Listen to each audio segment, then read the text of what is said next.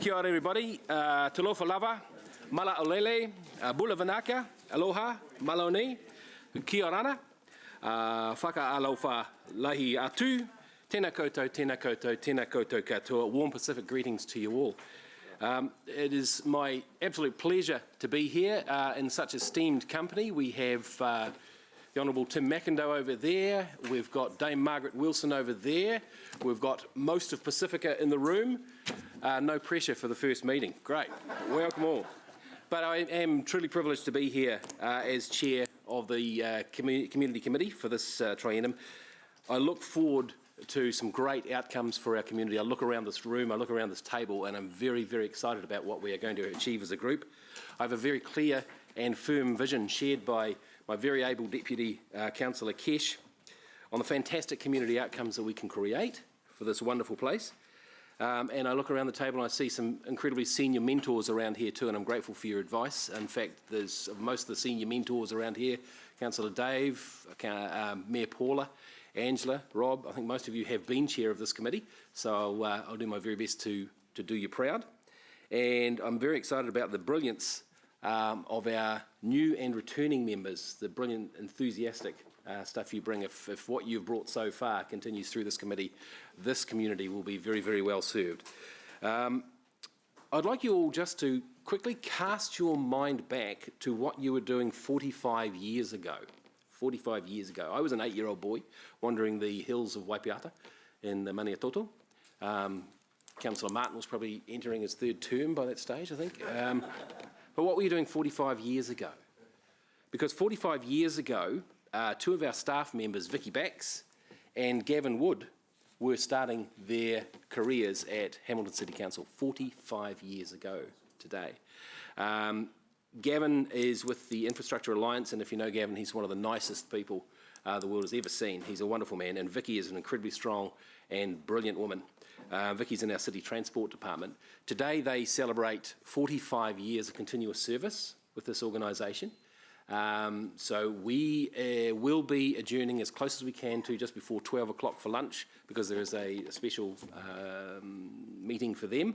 But I think it will be beholden to us as a group to warmly applaud their contribution to Council today.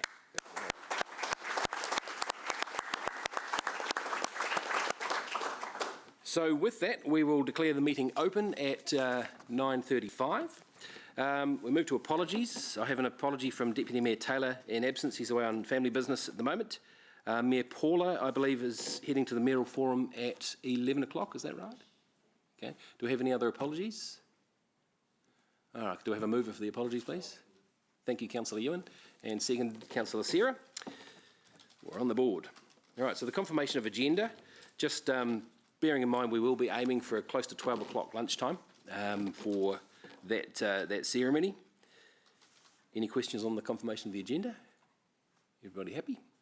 All right, shall we have a mover and a seconder, please? Councillor Ryan, Manga Oli, kia ora. Thank you very much. Declarations of interest.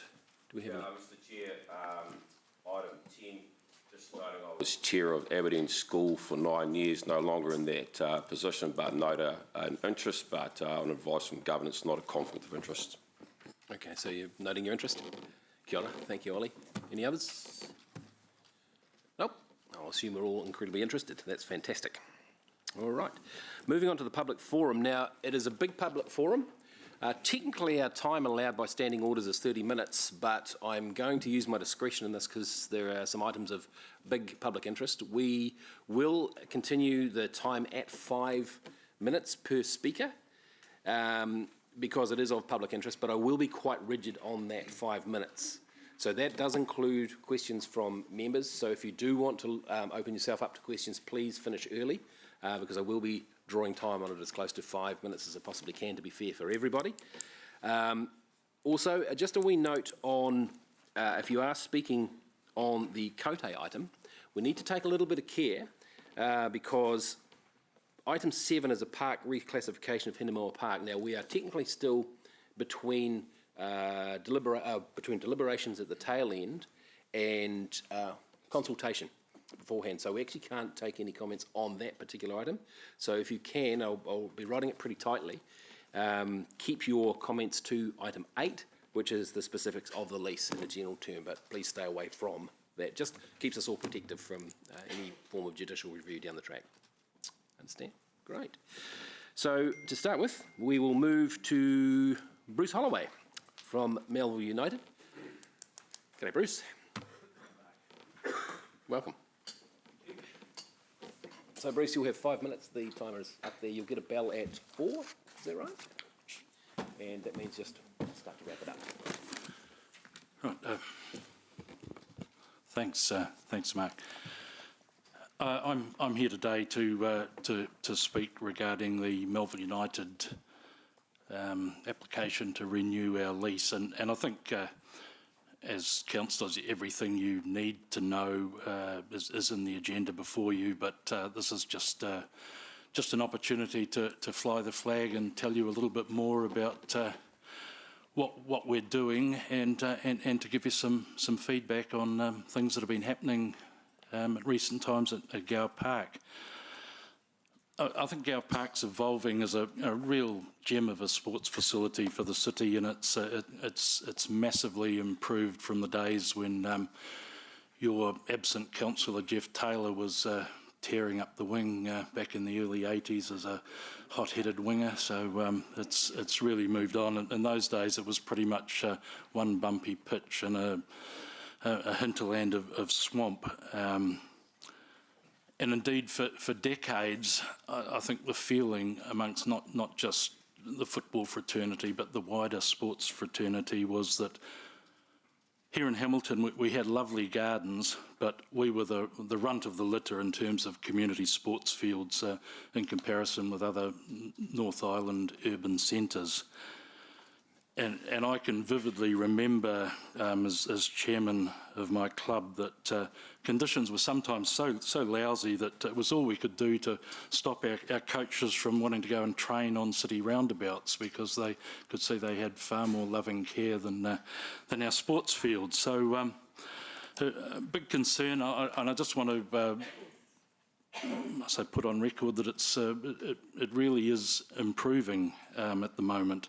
And in sports circles, we tend to think of this as the Lance Vervoort era. So take a bow, Lance, because to those of us outside council at least, we tend to think that things really only got going when Lance came on board and had more of a vision for what we could do with community sports fields. And we do greatly appreciate the current upgrade work being done at our home of Gower Park, and we note a number of other parks around the city. Drainage, irrigation, surface upgrading, which are real fundamental building blocks to having decent facilities. And I also do need to thank councillors Jeff Taylor and Dave McPherson for their leadership around this issue when you had the big debates about how funding should be spent under your long-term plan. So again, that's been widely acknowledged within our club, the role played there. And as a club, we've also added greatly to the amenity value of Gower Park. We estimate that since we moved there in 1981, that we've spent just over $900,000 worth of improvements. The club rooms were originally sited on Kakatea Drive because we weren't allowed to have a building on the council park as such, and then it was transport agency concerns about having a section the club had privately bought adjacent to the park. It was finally moved about a decade later in '91, and starting from that we had to build a car park, perimeter fences. We've since done paving work, cobbles, all been done. We've put in $250,000 worth of floodlighting in 2010, 2011. We bought the old lights from Eden Park, and no cost to ratepayers, by the way. This was all stuff we funded ourselves. So we're adding a lot to the possibilities there. It means we can host not just football. The last 4 years we've had the mixed nationals or the Frisbee champs there. We have Special Olympics, the ethnic tournament every year. Yeah, there's a list greater than I can go into here, I think. We've had Sky TV broadcast live from there. And yeah, generally we try to make it happen. Our club rooms are boutique. We do want to make them bigger, but we don't have the finance at the moment. But even with that, having it there makes it possible to hold all these things, and we look forward to a lease renewal of hopefully of 15 years, and we can carry on the work we're doing. We've got 19 teams, plus we run a football academy, and we're very active. I think like most sports clubs, we're always facing a challenge, but you know, next time we're on a big Chatham Cup run, please come down and say hello, and you'll be most welcome. Thanks, Thank you, Bruce. Mark. Appreciate that. We're out of time for questions, and thank you for providing us all an image of Jeff Taylor in soccer shorts. Right, appreciate that. Thank you. While we're on, we'll stay with that item. So Megan Thomas from Life Unlimited, could we ask you to come and speak, please?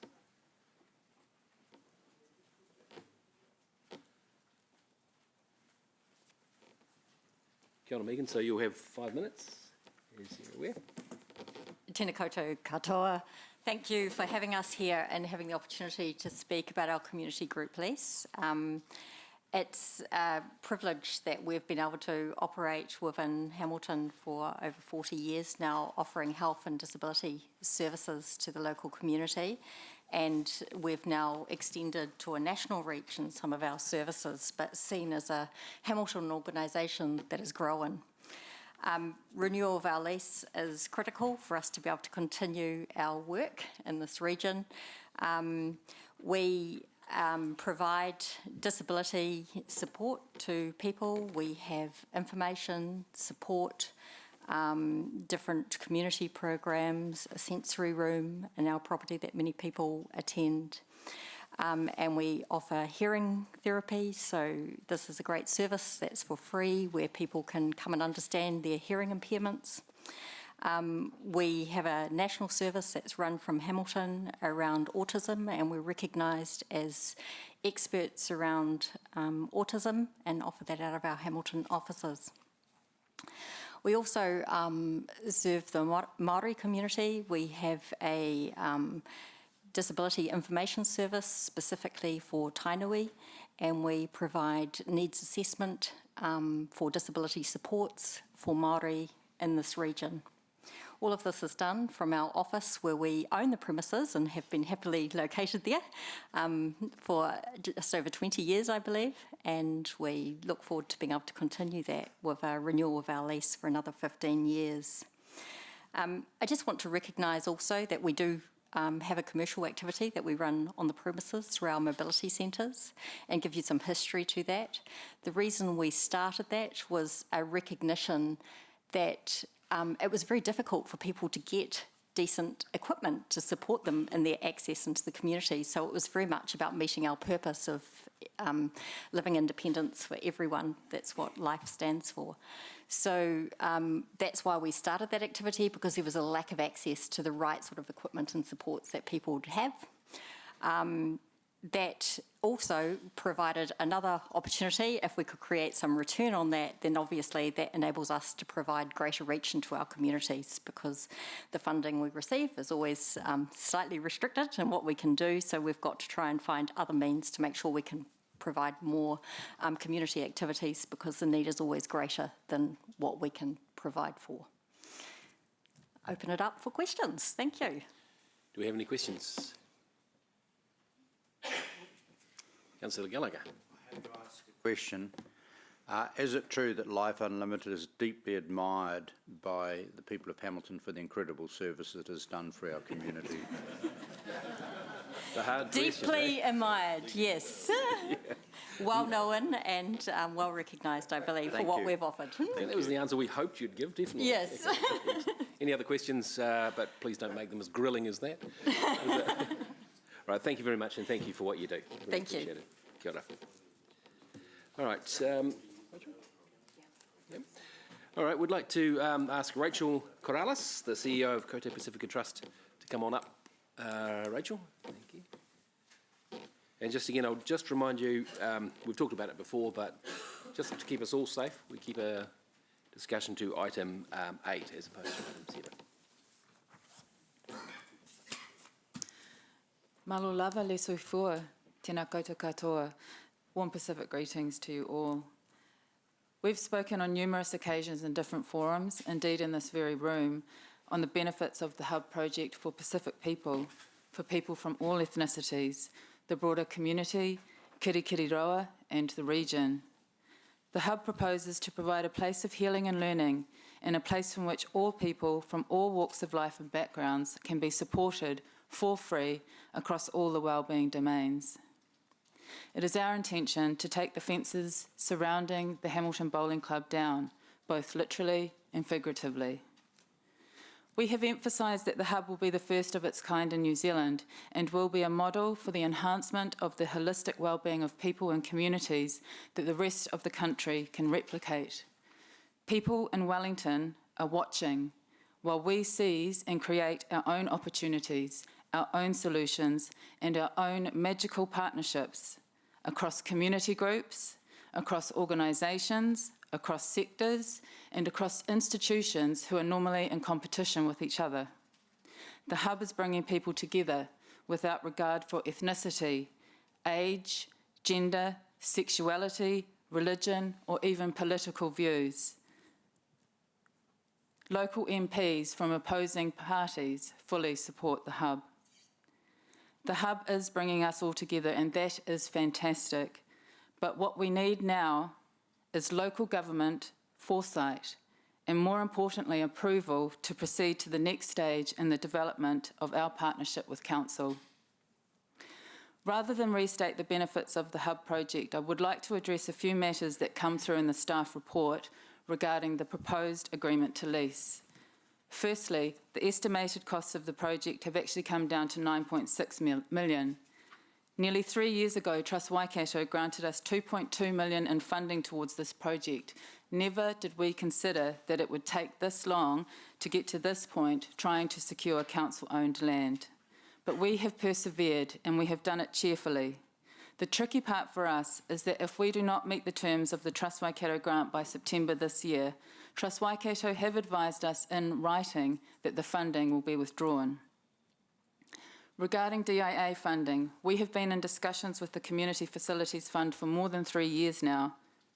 The message from DIA has been consistent and clear. Do not come to us until you have your site locked down. Why? Because councils have changed their minds in the past, as is their prerogative to do. But an application to DIA without the agreement to lease, at the very least, would be pointless, and if we miss the 4 March deadline, we will almost certainly miss our Trust Waikato deadline.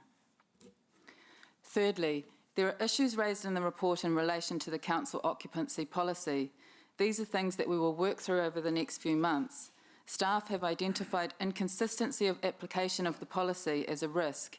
However, there are projects of a comparable scale, investment and significance that exist in our city which should provide councillors with a level of comfort in terms of precedents having already been set. Seddon Park, FMG Stadium, Pro Drive on Beetham Park are some examples. Fourthly, there are references in relation to commercial activities in the report. However, the vehicles for these activities will be charitable in nature, and also it is proposed that Kaute Pacifica would have 50% ownership of these entities. So in effect, we are paying rent at a commercial rate to ourselves to pay down the debt.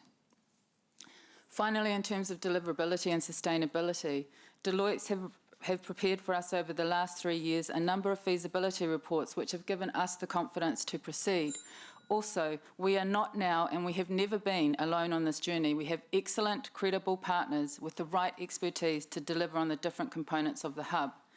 More importantly, and definitely not to be overlooked, is the support of Manu Whenua, Waikato Tainui, and Te Hā o Te Whenua o Kirikiriroa. Without this support, we know the project would be in jeopardy. The journey to get to where we are today has taken over 20 years. Council actually funded a feasibility study in 2002 for a Pacific community space. This is not pie-in-the-sky stuff. This is not a family affair. This is a very real and meaningful aspiration for the people of Kirikiriroa, and I come full circle back to what we need today. local government foresight and courage, and in particular, approval to proceed to the next stage in the development of our partnership with Council.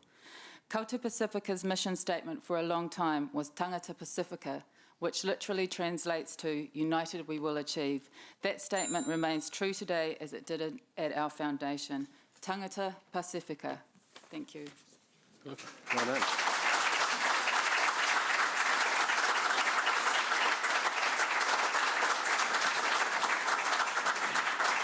There's a career in broadcasting for you with that kind of timing. That was to the second. Fantastic. We'd like to invite Desiree Ratama, please, to speak up on item 8. Desiree, are you here? Once again, Desiree, you know where the fences are with this discussion? Yes, I do. Thank you. Thank you. This one?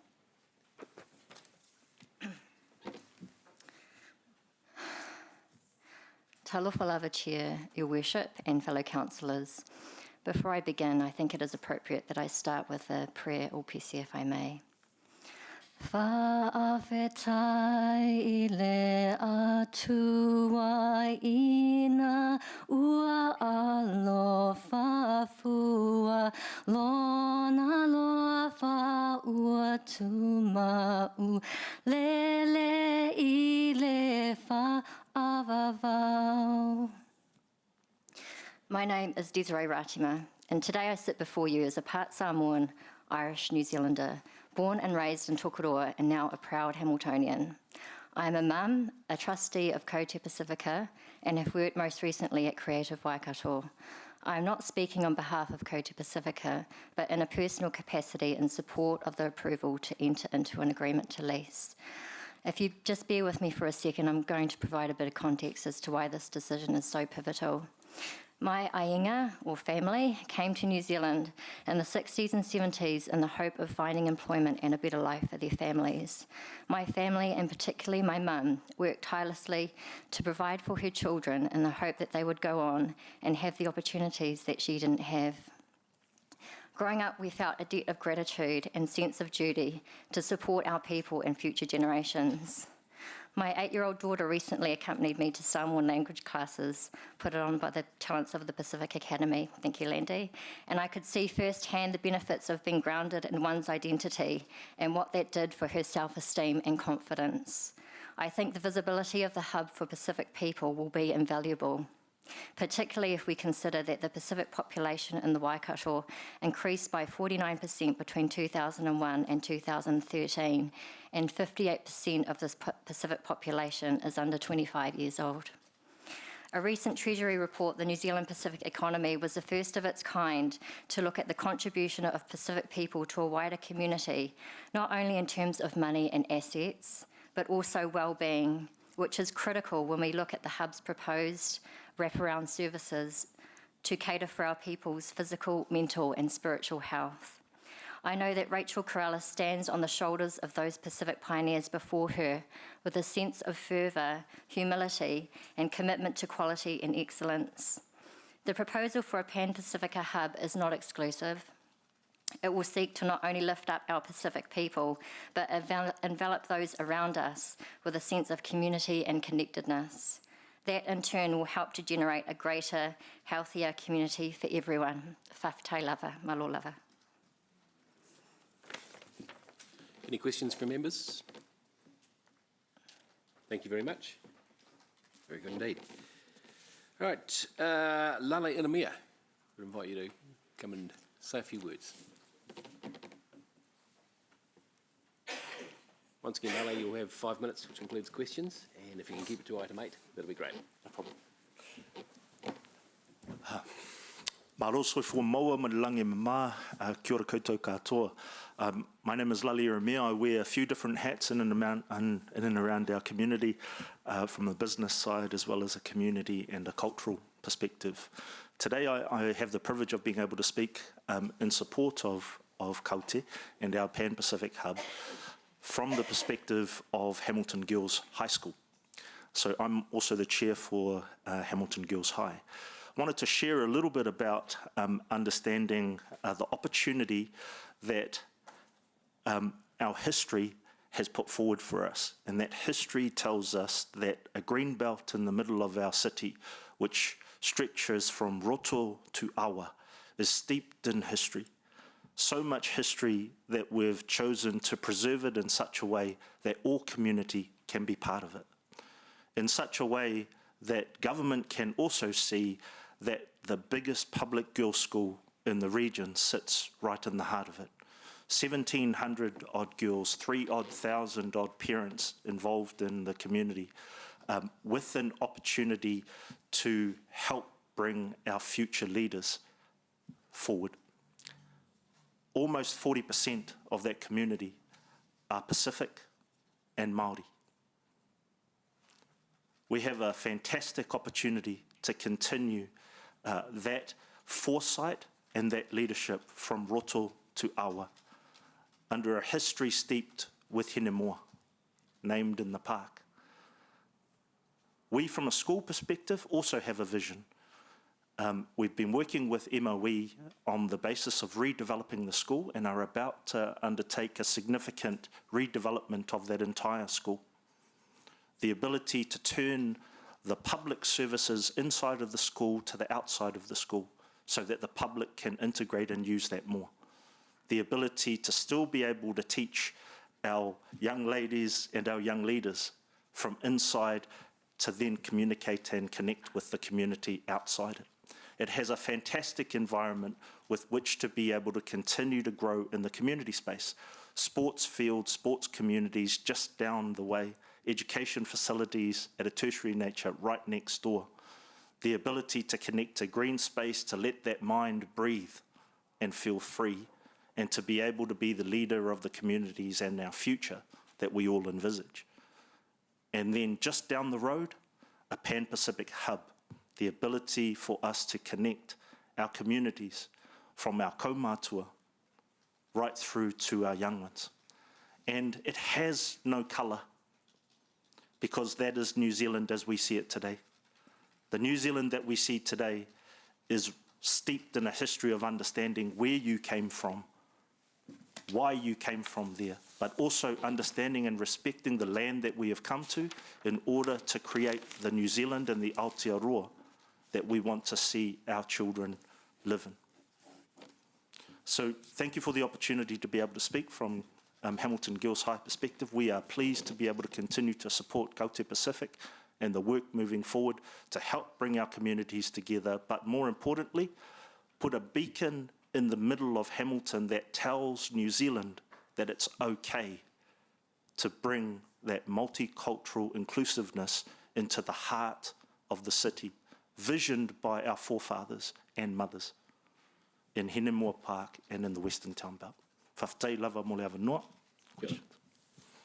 Are there any questions? Lale, you were flying pretty close to the sun when we started talking about the location there. So if there are any questions about the concept from Lale. Good. Thank you, Lale. Appreciate it, mate. All right, Edgar Wilson, Chair of the Kaute Pacific Trust. Welcome, Edgar.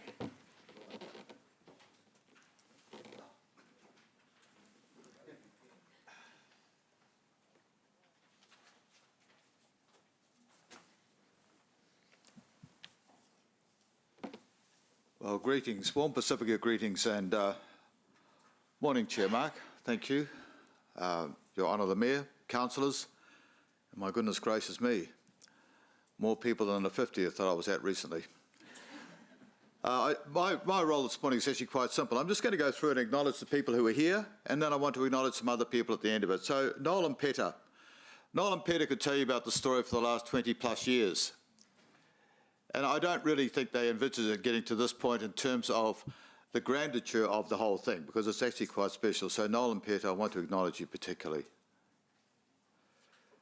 John McCaskill-Smith, Bevan Bain, David Gibson, Sharon Brownie, Klaus Rita, Jenny Nand, George Bettle, Dame Margaret Wilson, Jane Searle, Rongo Kirkwood, Lali Iramia, Paul Radich, Robbie Atatoa Carr, in case you wonder who he is, he's the Pacifica Rugby Players Association. Now there's a handy connection. Ofa Panohu, Desiree Ratama, Tua and Courtney, Dean Viviani, and Belinda Walland. Now, all these people represent all different groups of life, from health to NZME to media, which is also that, to DHB commissioners, to child matters, and the list goes on and on and on, including Trust Waikato, a representative here, not by me. Apologies, Jamie Strange, Dennis Turton, Karen Patasi, Craig McFarlane, Dave Christensen, Raywin Kirkman, Melissa Gibson, David Cowley, Matua Tangaroa Daniel Miliota, Akareri Henry. So just a brief summary of who these people are. We've got MPs, we've got Trust Waikato CE, we've got the Waikato District Health Board Commissioner, we've got Creators Chair, we've got Wintec CE, we've got DB Bryant Trust CE, we've got Len Reynolds CE, and on it goes. We have support, support, support. We have letters in support. Waikato Tainui, Sir William English, Bill for those who can't remember. The Honourable Tim McIndoe, Jamie Strange, Raywin Kirkman and Melissa Gibson. And I want to take a moment to say thank you. I want to say thank you for the 20 plus years. By chance, by sheer chance, 20 years ago, now I still can't figure out how this happened. I was at a whānau. I have no idea how that happened. I was Deputy Principal at St John's College. There may be a connection here somewhere. And in that whānau, this day was envisaged. And what was envisaged was the developments somewhere in the city that would enhance the city, which is what's been spoken about this morning. I never envisaged that I'd be on a board of Kote Pacifica, least of all chair of it.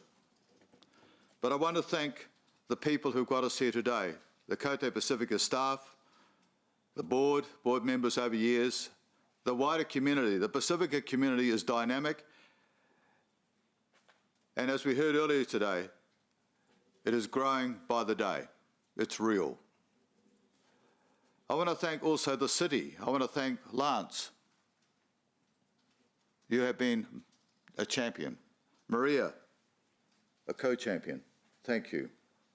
The work you've done with Rachel and continue to do has been really uplifting, to be quite candid. I want to thank Karen, the team, Jamie, Jennifer, Nick, Fraser and Andy.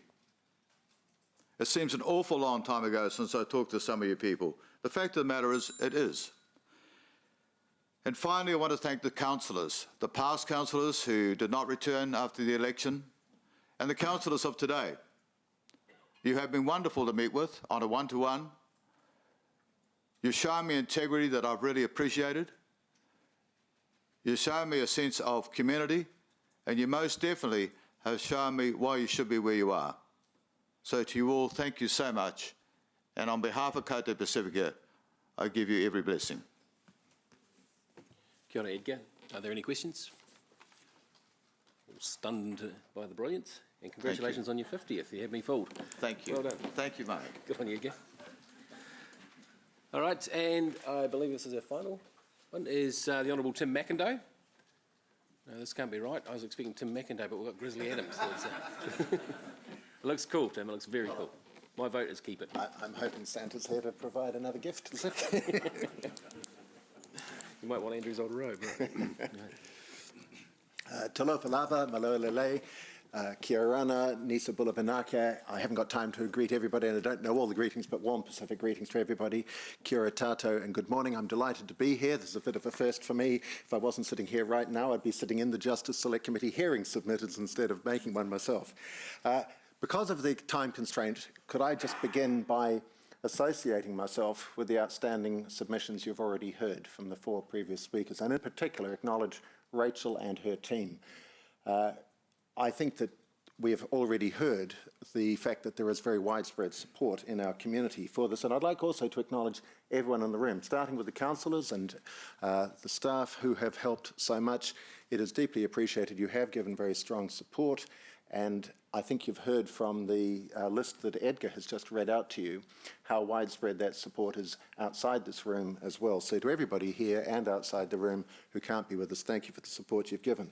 I also want to thank Rachel and her team for the outstanding job that they do with Koto Pacifica in our community, and it's wonderful to have Leah Peta Corrales here and her husband, Dr. Noel Corrales, and just to be able to acknowledge the tremendous leadership they provided to that organisation over such a long period. Thank you all, the Koto Pacifica team, for your many, many years of service.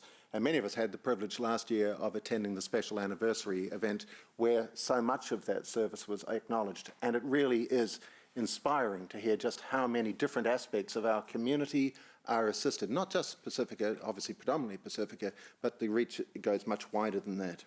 Over my time as an MP, in fact before that, probably over the last 15 years, I've enjoyed regular visits to the existing premises of Koto Pacifica and to meet with the team to see the work that is being done and to discuss their next steps in the services they provide.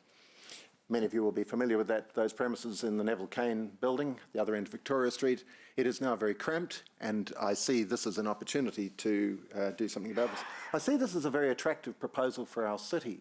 I think culturally, visually, architecturally and environmentally, this is going to be something that will really enhance the green belt and fringe of our CBD, and look forward to something that particularly Pacifica communities, but the wider community will be able to enjoy.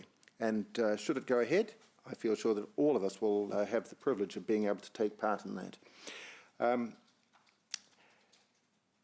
Perhaps, given that I would like to allow time for questions if there is, I just finish. I've mentioned Peta and Noel before, and I don't wish to embarrass them, but I believe that their contribution to the city has been immense, and to the people of our community, we could never thank them enough. And while this isn't about them, I do believe that if a decision is made to go ahead and that this wonderful Whale concept goes from being a dream to reality, it will be a long-lasting, very visual symbol to acknowledge that outstanding service. And I believe that all of our community would be deeply supportive and appreciative of that. So I'll leave room for some questions, and thank you very much for the opportunity to submit to you today. Kia ora, Tim. Do we have any questions from members? Again, That being the case, should I ever become a minister again, Martin, would you please come back and ask me all the questions?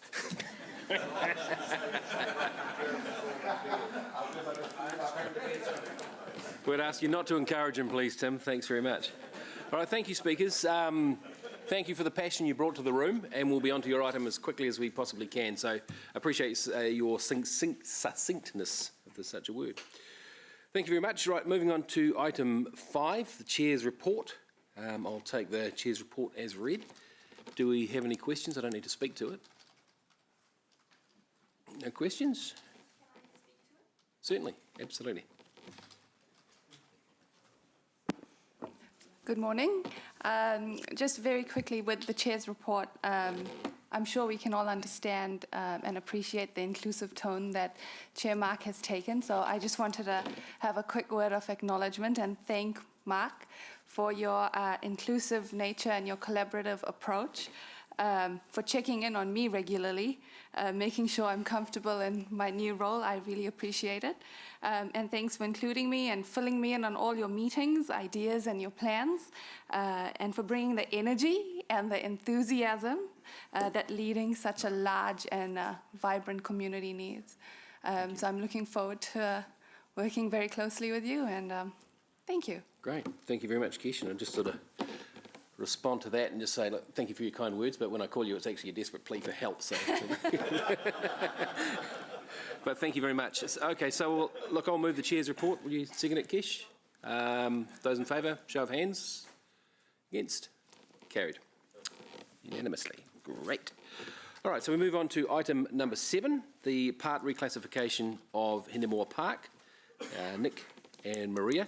Now, this, we will get the chair of the Hearings Committee to, I believe you want to move this. Would you like to do an introduction before we go? Martin, thank you. Context. This item required a public hearing where we heard submitters, and obviously in that capacity as chair of the Hearings and Engagement Committee, of course, myself and all other members exercised an open mind during those hearings. I think one of the issues which I want Maria to identify was we obviously had a number of significant submissions in support of the reclassification. There were at least a couple of submissions that were talking through the concerns about the green belt. Now, in terms of why I'll be moving the staff report as the chair of that committee, is that I do think we can address the issues of the green belt, and there are a number of related opportunities, particularly with what I term respectfully the V8 Memorial Car Park, to change that into more of a green space. And I think we have some opportunities to acknowledge the concerns around the green belt, Mr. Chair, but in a way that in no way will, I think, compromise this reclassification. But through you, I'd just hand over to Maria. Second, just before you do that, I take it you're moving it, and Councillor Angela, would you like to second it? Yep, okay, thank you. You're up for questions, is that right, Councillor Angela? Okay, well, I'll, if it's okay with you, I'll get the staff to do their bit first, and then we're underway. Okay, good morning to the Chair, Mayor Southgate and councillors. The report is recommending that the committee approve the reclassification of part of Hinimau Park from recreation to local purpose. The area proposed for reclassification is shown on page 16 of the agenda. Reclassification allows for the proposed Pan Pacifica hub to be developed on this site. The process has been undertaken in lines with the requirements of the Reserves Act 1977. This includes a consultation process undertaken in August to September of last year, and hearing from submitters at the Hearings and Engagement Committee, as you've just spoken about, on the 5th of February this year. We also have a letter of support in principle for the reclassification from Waikato Tainui, and issues related to lease conditions for the Pan Pacifica hub itself are addressed in a later item of this meeting, and this particular item relates solely to the reclassification of part of the park. We're happy to take any questions that you have. Questions? Councillor Angela. Thank you, Mr. Chair. Just a question on process. This is a deliberations report, but it doesn't indicate anywhere that it is a deliberations report. And the Chair did indicate quite clearly that we are in the middle of a process. I need comfort that that's okay. And secondly, when the Chair, Councillor Gallagher, did the round table and collected some things from elected members, questions that we wanted ticked off, and I had a couple in particular. I think Councillor McPherson had some. None of that's included in here, so I'm a little bit concerned and confused that this hasn't followed normal process of a deliberations report. Yep. So perhaps Amy can help me out here as well. Because, our understanding was that the report did go through the concerns of the questions that were raised, and certainly we'd be happy to take questions today, and advice from governance on the process might be a good. So generally there is a deliberations report that has come through. What is in the report itself at point 23 was the questions that were raised from the hearing that were requested to come back as a part of this, and it does outline further down some of it. I don't think it's in the normal wording that we're used to seeing, in a sense, and that may be why there's some questions to the process. So is this or is this not the deliberations report? It's a deliberations and approval report, so okay. It's been combined. Okay, so I just think if you're going to change that process, you need to be clear about it, or just flick an email to elected members, because we've always been very clear with engagement and consultation of stepping through that process, and I don't want anything to affect any decision that we make in the chamber today on this. Absolutely. So just following then, one of the submitters raised, since we are in deliberations, one of the submitters raised that anybody could come in, if we allow the reclassification, that anybody could come in and set up, actually I think he said overseas or something, and set up a commercial operation.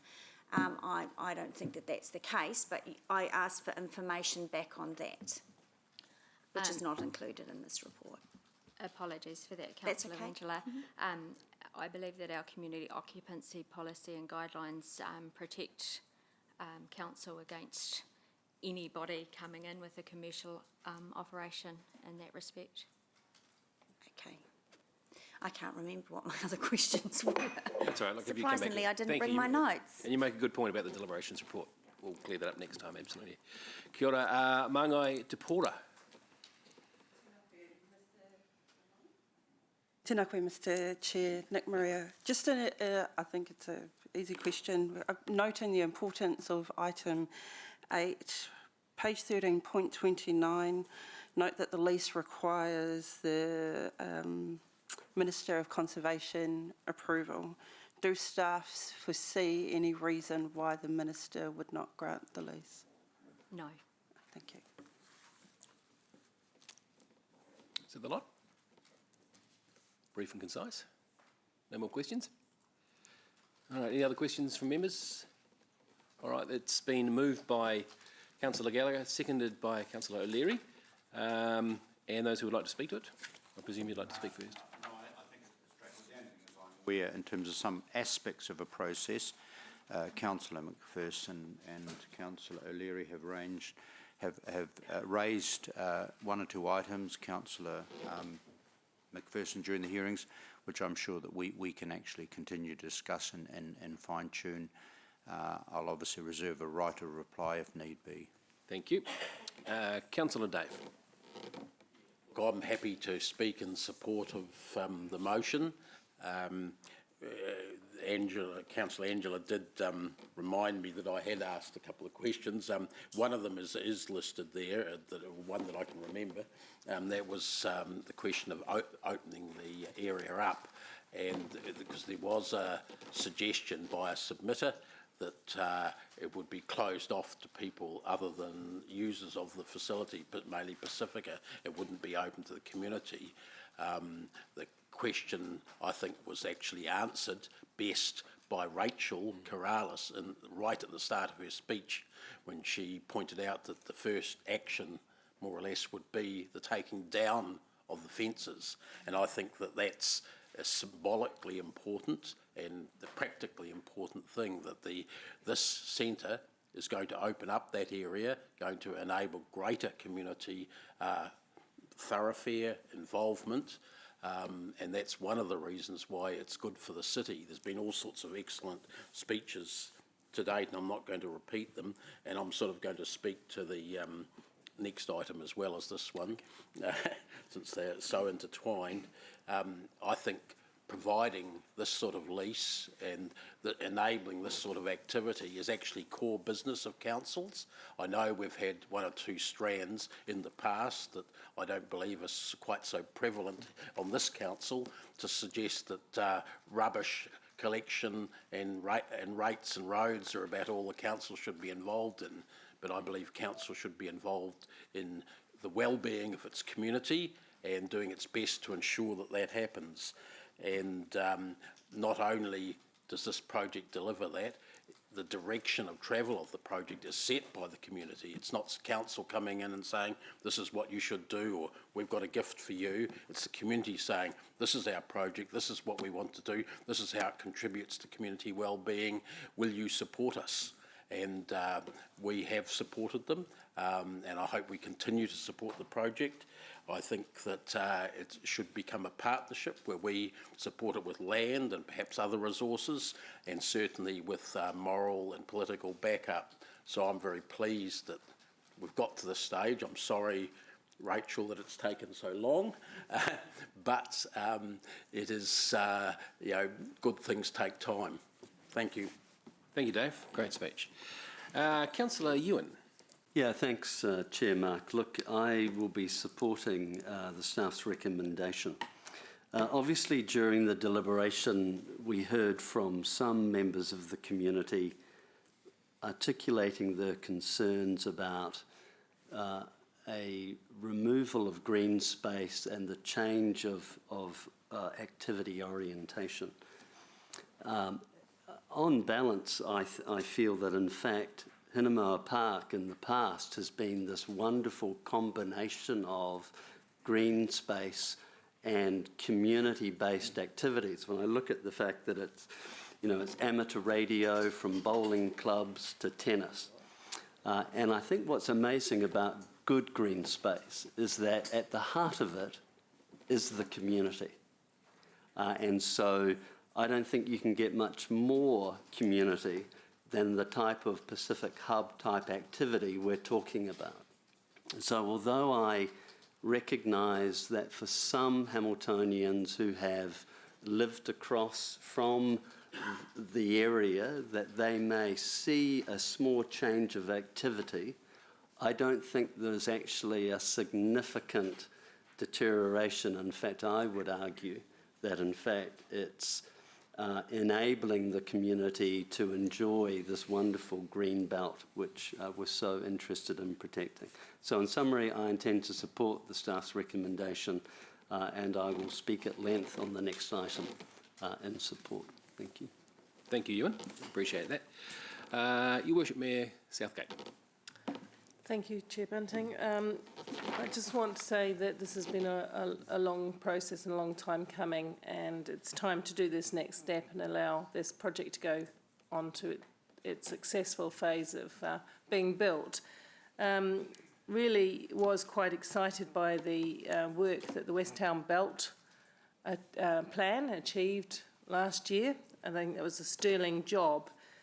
And this development, this proposed development, is absolutely consistent with the desires of the public for that space to be used for only three things: green space, community use, or sporting and recreational use. To me, we should be looking throughout the green belt. This is not about covering the green belt, it's about making best value of this community asset for Hamiltonians, the place and the space. And I feel quite strongly about that. It's a fabulous place and space, the whole of the Western Town Belt.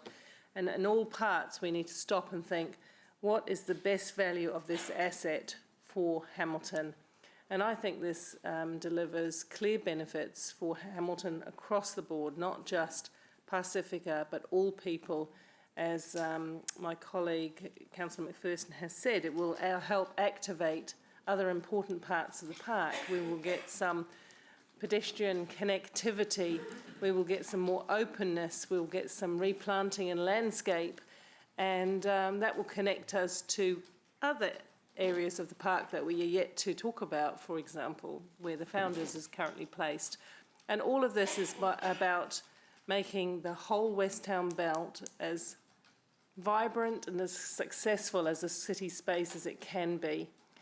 And that's completely aside from the considerable benefits that this proposal offer to our growing Pacifica community, but not exclusively the Pacifica community, but our community who are disadvantaged, who need support and have needs that can be helped through this fantastic service that they offer. And if anybody ever asks me, where they're at the moment, I point out that they run an after-school program which they feed children, how many hundreds of children, off a hob this big, I lie not. And, that's really not getting best practice. And I look forward to the day when they have a commercial-size stove and can feed many, many more people in a more effective way. So I'm quite excited about this.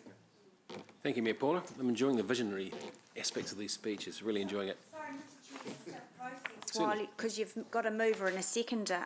On the recommendation, it actually says Claudelands Park, Schedule 1. Yes, I think if we refresh our, am I right? If we refresh Intelligent, it's been changed since. All Thank right. you. Yeah, no, well spotted. Councillor Ryan. Thanks, Chair. Look, I really want to speak to the fact that, to me, this is about greenbelt protection and preservation.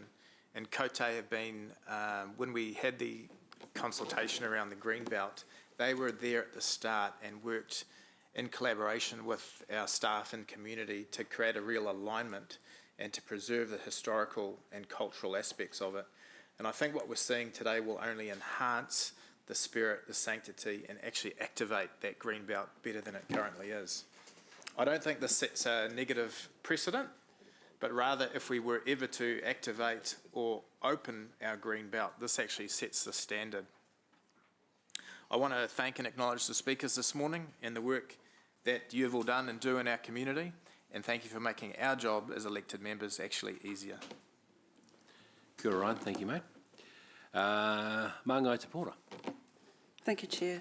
Bula Vinaka, whakalofalahi atu, whakatalofa atu, kia ora nā, malo e lele, malo ne, talofa lava, tēnā koutou katoa. I wanted to acknowledge all of our Pacifica whānau, ainga, and our supporters in the room today. I will speak around the 4 well-beings and bring that in.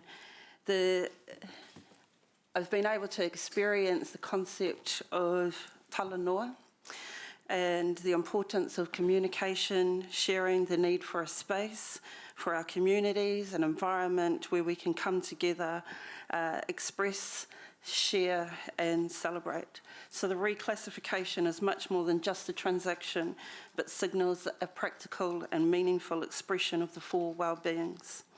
Provides a platform for us as a council to raise our communities up. I note the tremendous support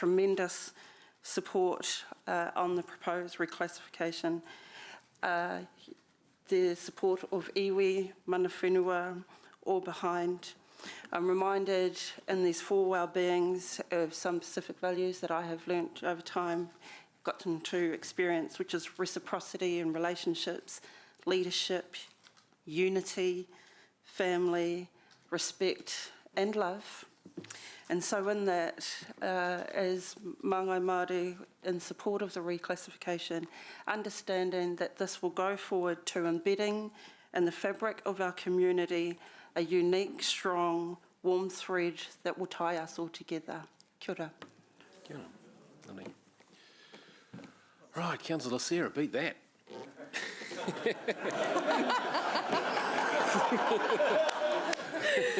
Thank you, Chair Mark. Firstly, thank you everyone who has turned up today. It really makes it feel like a festive occasion. It's awesome to have the community involved and at our council meetings. When we had the engagement consultation last week or week before, it's all a blur, I think the key couple of concerns that were raised were that, were around green space, and I feel very confident that actually Kote Pacifica are going to be working hard with our team here in council to ensure that this design is going to work in really well with our Western Town Belt Master Plan. And not only that, I think that there's huge value in this project in actually enhancing the Western Town Belt. When I think of my favourite park in Hamilton, Claudelands Park, what makes the park is the people. Every evening, people from all walks of life are there, playing, walking, socialising, and that's what makes it a really special community space. And part of the reason why that happens is we've got the mosque right there next door, we've got the settlement centre right there next door, and so it's about having a diversity of people surrounding our parks to help make those special places. So I see that this will really increase access to the park, which I think right now is really lacking, and it's going to bring people to the park as well. So I will be supporting the motion. Kia ora, Sarah. Thank you. And Councillor Forsyth.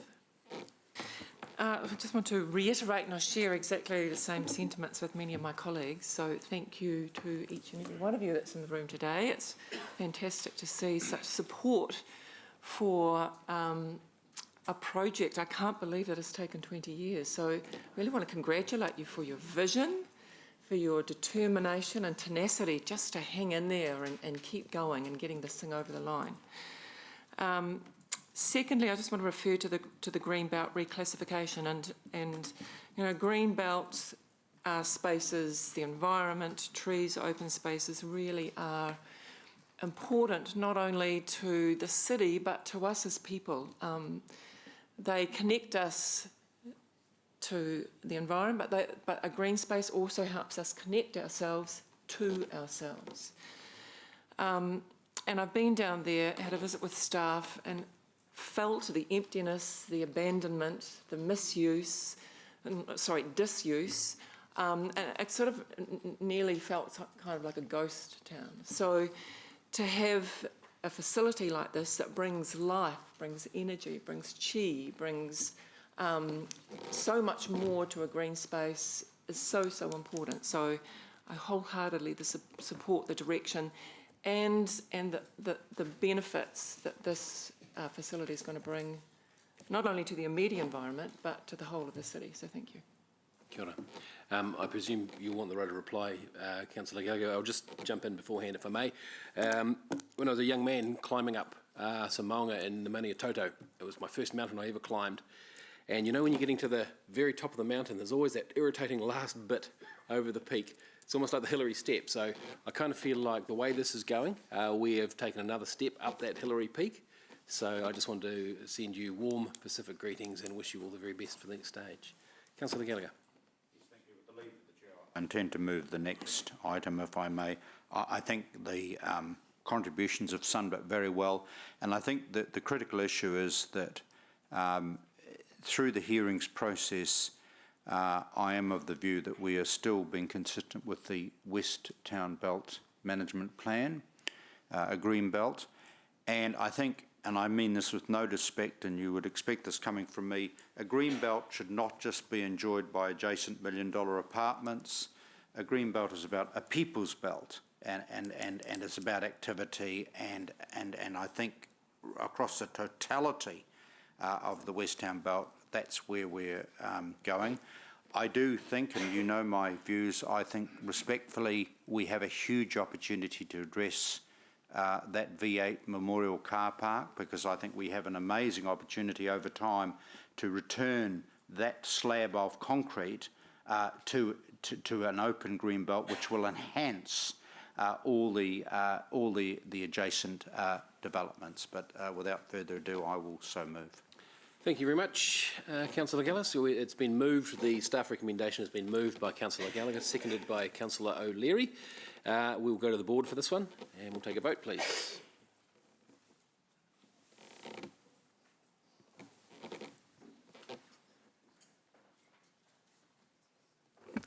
The motion is carried unanimously. Another step along the way.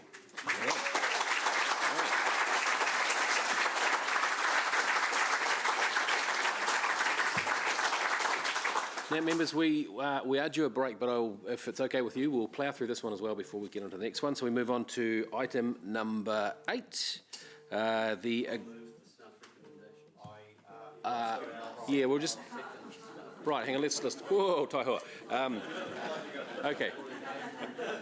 I was hoping to second it, Ewan, but I'm quite relaxed if you want to second it. We will... I'll yield my previous thing and you can second it. Absolutely fine. Absolutely. Which I think the staff have got details of. Yep. Would you like me just to speak to the amendment? Speak to what is in the amendment? Yeah, absolutely. You've got a seconder already? Oh, have I got a seconder? Well, shall I put it up first and then get the seconder? Okay. Okay, so my amendment is to make a further clause between 3I and 3J. And essentially it's to seek some clarity around the lease insofar as it pertains to the commercial activities that will be conducted on the premises. So if we could get that wording up, I could read the wording out, but I think it would be better to see it up on the board. Yep. All right, we'll get the wording up now. Can everyone read that? It's a wee bit far away. If you push discussion on your board, you'll be able to see it there in even smaller font. So the purpose of adding that clause in, Chair, is just to get a clearer interpretation and clarity for future councils and future council and staff that when the loan is repaid, there could be changes, or there will be changes to the calculation of the lease. Okay. Everyone clear on the amendment? Now, my understanding is that it has been discussed with KPT, yep. and there is some agreement. I just wanted to make a comment. It was what Rachel alluded to in her presentation, just around the innovative way that Kaute are going to work with the health provider and also the education provider so that they, and they're actually a shareholder in them as well, as you clearly explained. So they're sort of paying themselves. So it's quite an innovative way to actually pay down the loan, because those entities will be getting service fees, etc., from a range of different organisations and people. So this really is a safeguard so that that I think it's came up in some of the comments before, that a wider commercial activity of different nature doesn't actually occur. It's actually relating to paying down the loan. And Rachel and I talked about this morning, there's nothing to be concerned about. It's just an extra safeguard for council, really, and to just give the public surety that this is really 3 charitable entities that will be running this facility over time. Mr. Chair, is the mover of the motion comfortable with that, and whether or not you would know? I'm at this point probably going to, I'm not dying in the ditches, David, so I'm probably going to vote against it because I'm not sure if it's actually necessary. Obviously, if it's passed, of course I'll be voting for the substantive motion, whether that's eventually in it or not. So, but I have an open mind. Yeah. You want to retain that position? I just wanted clarity as to whether or not, and clearly, and that was the only question.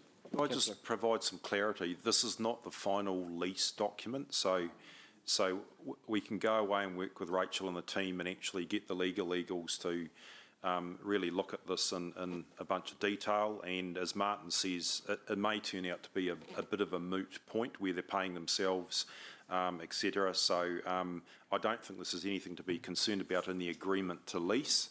And I think it's fine for that. And then it gives, we've got to go away and actually work around the detail and come back, expedite that, and actually work it so we can actually then actually issue the lease to Kaute and they can get on with things.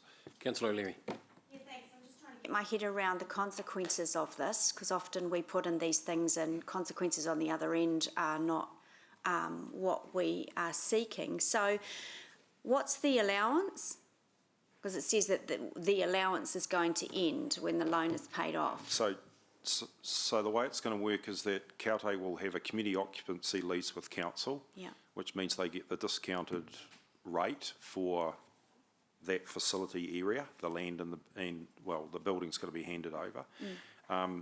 So what this does is they'll be getting a loan from the bank and they need to repay that loan. So they've got 2 entities that are charitable entities, which they are major shareholders in, and they'll be charging those 2 entities a commercial, not the 87.5% discounted rate. They'll be charging them a full commercial rate. The money they get from that actually helps pay the bank loan. What this says is that needs to stop at the end of that. So the commercial rate needs to stop at the end of that. So what that means is those 2 entities that are charitable, and remember they're charitable trusts as well, and they've got charitable purposes, which are absolutely aligned with Kaute Pacifica's. So it means that those entities, then if they're running efficiently and effectively, and we've got complete faith in Rachel and the team to do that, then they would actually, they would probably be then running some sort of a surplus because they won't be paying a commercial rate, which means they can put more of their efforts and their resources into actually providing those community benefits that the charities are set up for. So what's the risk to council if that is not included? Little, in my view, but Rob did bring it up, and we just haven't had time to get any legal advice on this. So so this is an amendment, and I think Martin's comments were, I think it's something which someone new's not dying in a ditch over. So staff have got a reasonably benign view on this one. So. A seconder for the Just amendment? Just about to signal that I was waiting for the end of questions, but Māngai Te Pora has seconded it.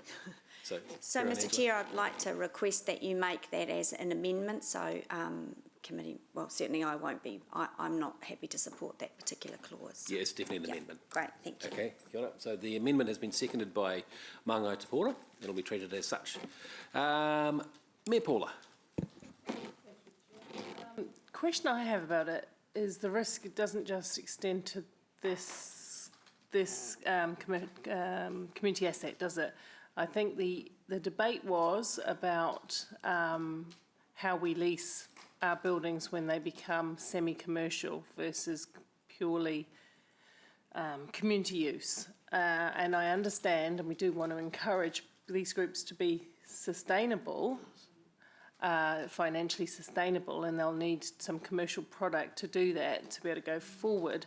I guess I'm going to ask Rob, is this because in the future, when you get into that more profitable situation, we need to have some opportunity to have control over that? Is that part of it? And the other thing is that I have heard from mumblings in the development from other groups, and we had a conversation I'm not going to name, on a different part of town about the same thing, about them adding community facilities, adding commercial opportunity. So that's a discussion, a wider discussion to be had, isn't it, Lance? Well, our community occupancy policy covers that, but at the end of the day, you have to approve it so that, you know, for example, if we had a football club that, you know, running a bar or food and stuff like that, it's natural with that sort of activity. If we had a football club who wanted to rent the building out to have a taxation company with 6 staff sitting in their football club rooms on a park, that's probably not appropriate. So what you're saying... we have got some allowances there, yeah. And there are things happening across our parks network at the moment where there is commercial activities happening, but they're of a nature that's within the realms of actually meeting the purposes of the activity on that park, but also making those groups sustainable and not being completely, you know, like completely out of those realms of what the activity's about. And you think the current criteria is strong enough to deal with those situations as they come up in a lease? Is that what you're saying?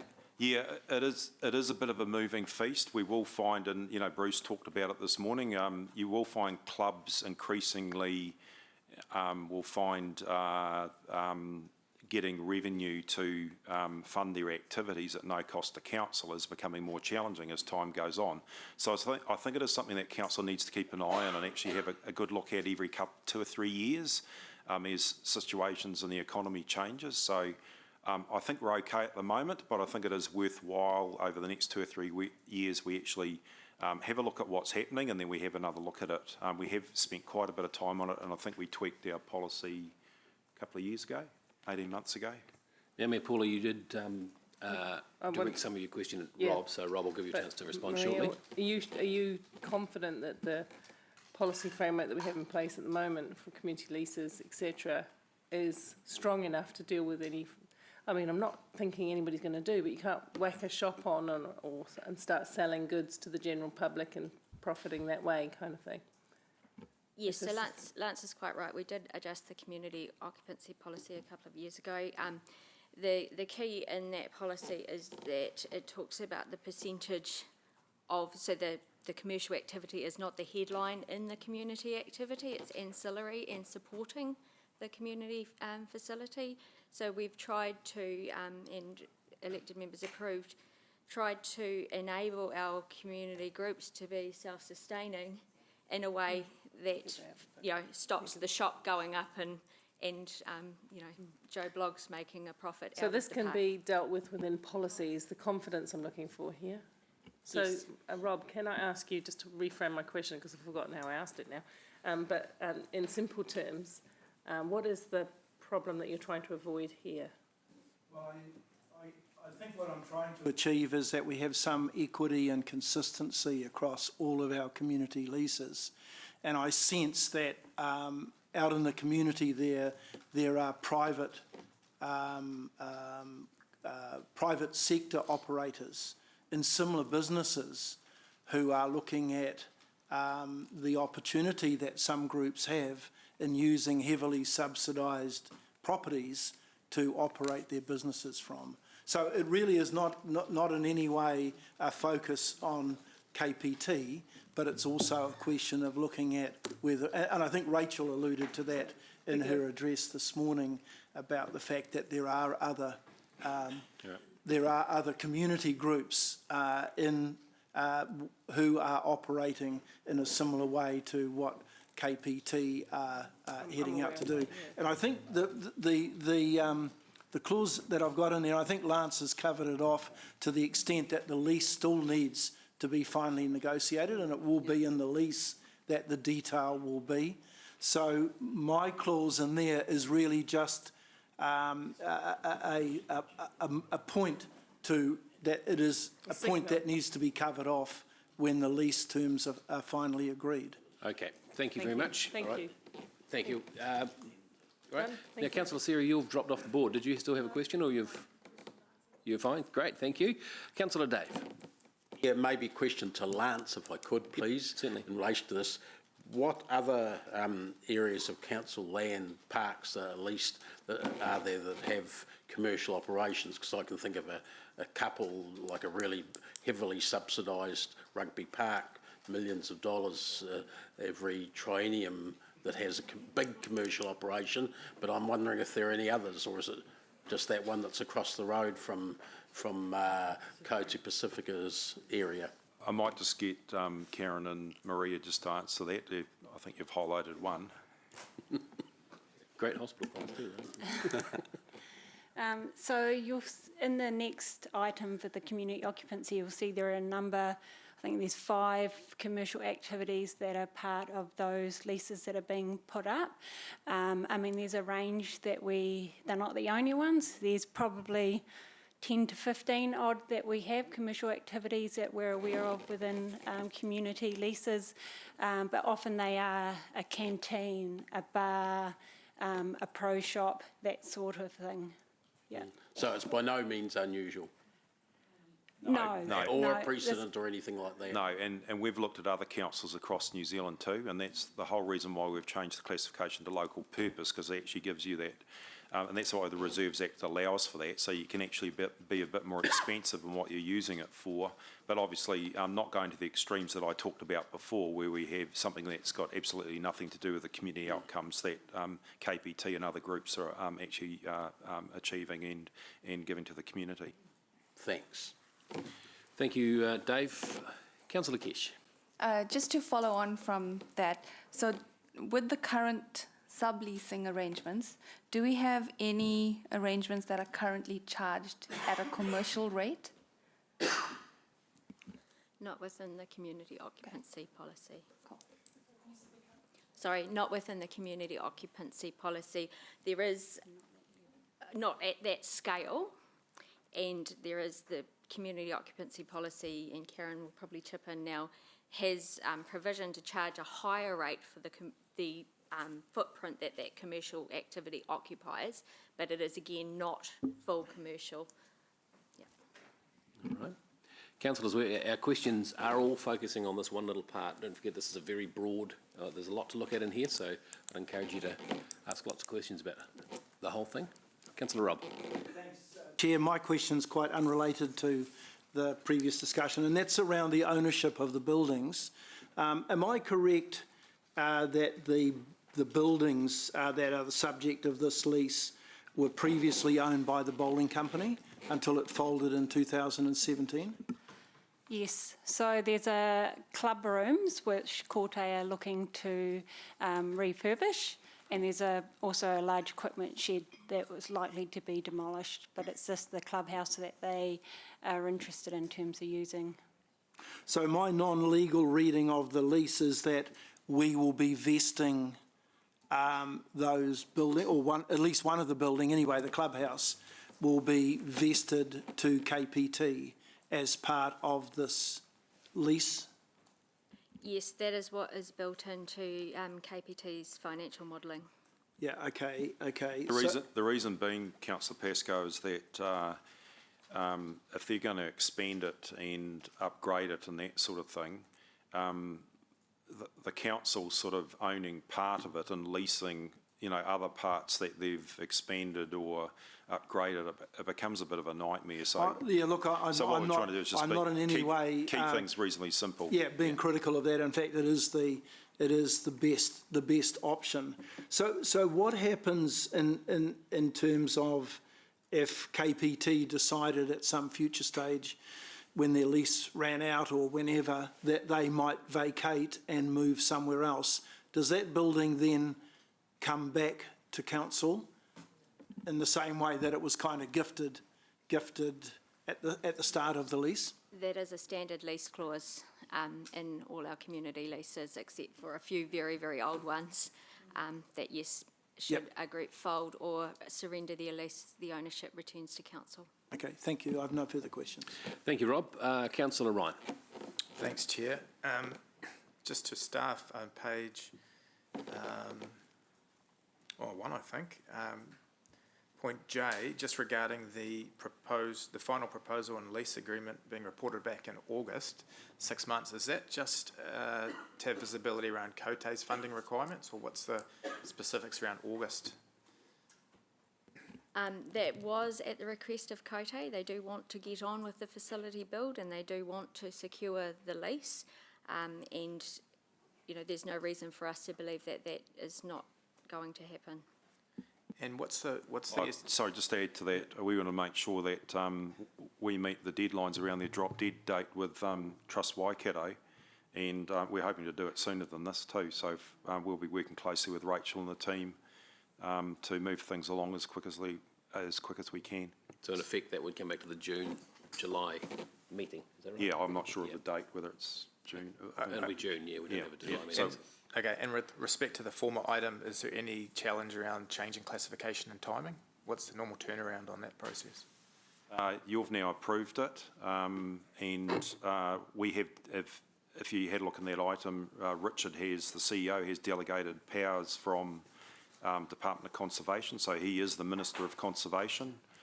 He has to look at Section 24 of the Act. He'll make a decision, which I'll be advising him, which will take him 30 seconds to do that. And then we basically go through government officials and it gets put in the Gazette, notified in the Gazette. That'll happen pretty quickly. They're quite efficient around that. Cool, thank you. Kia ora, Ryan. Mango Te Pora. Thank you. Just a couple of standard questions, I think. The lease agreement attachment for page 2, we've got the annual rent approved at council. Can I just inquire why that doesn't come back to the community committee? What page is that, Te Pora? Page 2 of attachment 4. Attachment 4. So in any agreements, we talk about council. Yeah. And a committee of council is council and it has delegated authority. Okay. So we don't start specifying the particular committees because committee structures can change and things like that. So we just talk about Hamilton City Council. Thank you, Lance. It's just that all the other parts in there said that refer to the delegated, except for that clause doesn't say council or delegated. Yeah, and Councillor Mark picked up on that too. So we'll just make sure there's consistency through the document. So yeah. Thank you. And it's good. Thanks for pointing that out. Just around, and I think it echoes what's also being said around the indicative program and the 6-month time frame, we're confident that we will meet the business case and everything contained in that 6-month time frame by the time we get to August, September to start? Our view is yes. Maria's been working pretty closely with Rachel and Lale and their team. Yeah. So we've been throwing our team at it, so we're going to go as quick as we can. Yeah. I can probably add that a lot of the work is already done. We're just finalising some of the detail with KPT. Okay. And just around attachment 1, lovely that we'll have an iwi engagement right throughout, but then it ends at stage 4. It shouldn't. Okay. That will be amended to be a partner or to be involved all the way through. Absolutely, yes. Thank you. Thank you. Great questions. Councillor Margaret. Just one question around design. I see that, sorry, I can't find the page now. Is our urban design team going to have eyes over the design as well? Yes, I would expect so. So we have put one of the staff recommendations is that open spaces and facilities staff, and that's our planning team, will be included in the design, and part of that will be the urban design panel pack in. Okay, yes. great, thank you. That's all. Thank you, Margaret. Manga Ollie. Thank you, Mr. Chair. Just a question for Lance. So just so I'm quite clear, so the original motion is a recommendation for agreement to lease that then allows Kote Pacifica to crack on with funding applications, and a detailed report will be coming back to Council in August for the granting of the actual lease. That's correct. So there'll be a bit more of a detailed document than what you see in the agreement to lease. It'll have all the, all the legalese and all the detail and that sort of thing. This gives them surety to go to the funders. So we are signing up that we will basically grant a lease as long as those conditions are met. So we're confident that'll happen. Thank you. And welcome back, Councillor Thompson. Thank you, Chair Mark. Just a question for staff as well. So in terms of the process, a resource consent has already been granted, but if working with staff here at Council and the urban design team that there are changes made that are different to what was initially put forward in that resource consent application, what's the impact there? Does it have to be amended in some way? It'll depend what the change is, but yeah, they'll need to discuss that with the planning team, and if needed, then they'd have to look at a variation or a change of conditions. So, but it obviously depends on what that change is. Okay, but that's kind of expected as probably part of this whole process. That's a normal process. Yeah. Okay, thank you. Thank you, Sarah. Any more questions? All right, the way this is going to roll then is we have a mover and a seconder. We will go with the mover speaking first, and we have an amendment, and the amendment is seconded. So the order of speaking will be the mover, and then the mover of the amendment, and then general debate, and you'll have the right to reply at the end button. So. My position on the amendment, I don't necessarily think at this point it's necessary, and I think with respect to Councillor McPherson probably highlighted some other activities nearby that we may wish to reflect on. But look, obviously if that's the will of the council, of course I'll support whatever is the substantive motion. I think Edgar Wilson, Chair of the Kooti, adequately acknowledged a whole lot of very important people. Everyone who's in this room is extremely important because of the work and the support that you're doing for this incredible venture. It is appropriate, as I do acknowledge protocol, but genuinely it's appropriate. I should certainly acknowledge the presence of the Deputy Waikato DHB, Deputy Commissioner, the Honourable Margaret Wilson, and I should also acknowledge the Honourable Tim McIndoe, as he is representing actually all of our Greater Hamilton Members of Parliament in support of this particular project. Obviously, I should also, of course, acknowledge Elisabetta and Noel Corrales, who, dare I say it, this is but one of the areas that they have worked on in this community over many years, but this is a particular crucial project that they have, dare I say it, spent many, many years leading and promoting, and I can certainly testify to that.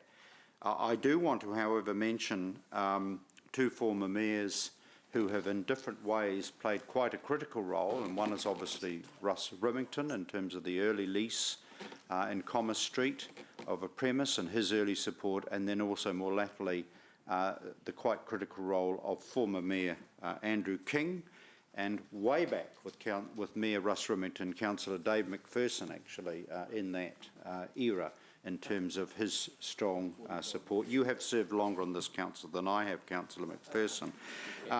But if I just want to, because I'm sure there's going to be a lot of contributions, can I just humbly call out, and I don't want to embarrass her, Desiree Ratama's submission, and it was really interesting because I, as you all know, Gallagher, strong Irish ancestry, so I related, but I related to her journey as part of the new Kirikiro Hamilton. And I related to her journey in terms of the wonderful richness of different cultures, and also reminding us that we as a country are part of Pacifica, right? We are a Pacifica nation, so this particular project absolutely reflects and underscores our geographical presence as a Pacifica nation. It's not lost on me that she mentioned Creative Waikato. And of course, it's not lost on me as part of Creative Waikato, not only do you have traditional celebration of various specific cultures, which this centre will absolutely promote and celebrate. Start winding up, Martin, intertwined with that, I won't need an extension. Intertwined with that is intertwined with that. I don't often take extensions, but intertwined with that is Orchestra Waikato. All right, so that is the vision of young people from a range of heritages throughout Kirikiri, Hamilton, coming at this centre and enjoying that absolutely mix and celebration and dynamics of a culture as we move forward. So I don't want to take up any more time. It's my great pleasure and honour, actually, honour in this case, to move this particular motion. Very good. Thank you, Martin. Appreciate that. And thank you for not breathing in and saving time. Brilliant. Our amendment mover, Rob, you're invited to speak next. Yeah, look, I also want to pay respect and thank KPT and the wider community on their work over a long period of time to establish this much needed facility. But I promise not to take as much time as my learned councillor friend, Councillor Gallagher. I was, however, a little disappointed by his comment that he didn't think my amendment was necessary. I think it is necessary because it will add to the discussion around finalising the lease and some degree of assurance that we will get equity and consistency, not only within our own community leases, but also able to send a message out to the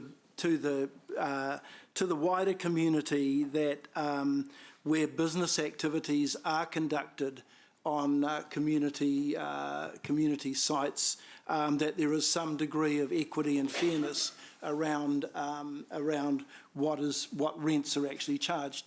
The 87.5% subsidy that council gives is a significant subsidy, and I think we need to be aware that that equity and consistency will play an important part around this.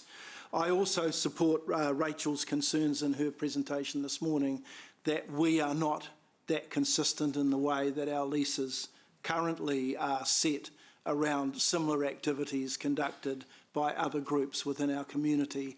So I think not only is this important to be included in the discussion with KPT now, but it may also be part of a work stream that needs to be looked at as community leases, existing community leases are renewed into the future. I'm asking for support from my colleagues on supporting my amendment. Thank you. Thank you, Rob. I appreciate that. Councillor Wilson. Thank you, Chair Mark. Look, I fully understand Rob's concerns that he's raised and why he has put forward the amendment. I will not be supporting it. And I'm not supporting it because I feel there is sufficient mechanisms within future discussions that are going to come out of the detailed understanding of the lease that provides us the protections that he has clearly indicated is needed, and I think there is some general agreement within that chamber. But I don't think it's necessary to move an amendment to achieve that. Clearly, I'll be supporting Councillor Gallagher's motion that he has moved. Look, in this chamber, this may come as some surprise to you, but it's sometimes really hard to get excited about roads and sewerage things. But when amazing opportunities like this come in front of me, I get quite excited because I feel like I'm actually getting in and doing something really fun with the community. And this is why I think this is just an amazing opportunity and supporting it. And I think for me it goes to the heart of understanding as New Zealanders we are better for all of our differences. We're a bit of a melting pot, but as a result of being a melting pot of all of these cultures coming together, it's really important that we continue to strengthen our identities. And in this particular case, a Pan-Pacific hub, to me, is just incredibly exciting. These things don't just happen in isolation. It's taken some real leadership and vision and determination, and I just admire that. When I look at the team that is behind this, I just salute you and your energy that you've brought to making this happen. I can't help but think of Peta, because I've known her for a number of years. And in fact, I think Peta and I have had many meaningful discussions in a different arena in the health sector where we have not necessarily always agreed. But I have walked out of those meetings with just this huge amount of respect and admiration. And to see this come in front of me, it's an opportunity to get in behind and support her in what I think has been an amazing project. So it goes without saying I'm supporting the recommendation, and I think I'm going to be able to get there just under my 3 minutes.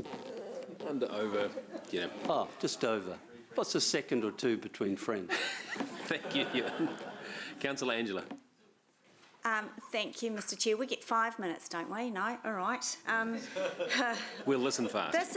Look, I'm not going to vote for the amendment because I think that's trying to fix something that should actually be fixed in a policy, and I think it's unfair to fix it with one particular lease. With this item, I haven't taken a lot of time in this chamber to debate it, but I'm going to do it today because this decision today is significant. And I'd like to think that I played a really tiny part in this when we were sitting in a briefing and we had another possible tenant, business as usual kind of thing going in there, and I said, hang on a minute, what about a master plan for the whole area? So I'm quite proud of that small part that I played. I think acknowledgement must go to Mayor Southgate in using her casting vote at that pivotal time, because that was a moment in time that could have been quite different. I'm really excited for this project. As some of the people in the audience know, and I'm so sorry I've got my back to you, I'm a girl from Porirua, and this is my community. I don't have to fake this. I left Porirua 35 years ago, but that community never, ever left me. Sorry, I get a bit emotional. As Mangai Te Pora pointed out, that community and Pacifica community is about generosity, hospitality. That's what I grew up with, and I didn't realise that until I moved to Hamilton, a very conservative town, and I lost that. So for me, I'm excited about this. I'm excited that while there's no part of me that's Samoan or Tongan or Pacific Island or Tokelau or anything else in my DNA, it is part of my DNA because it's what I grew up with.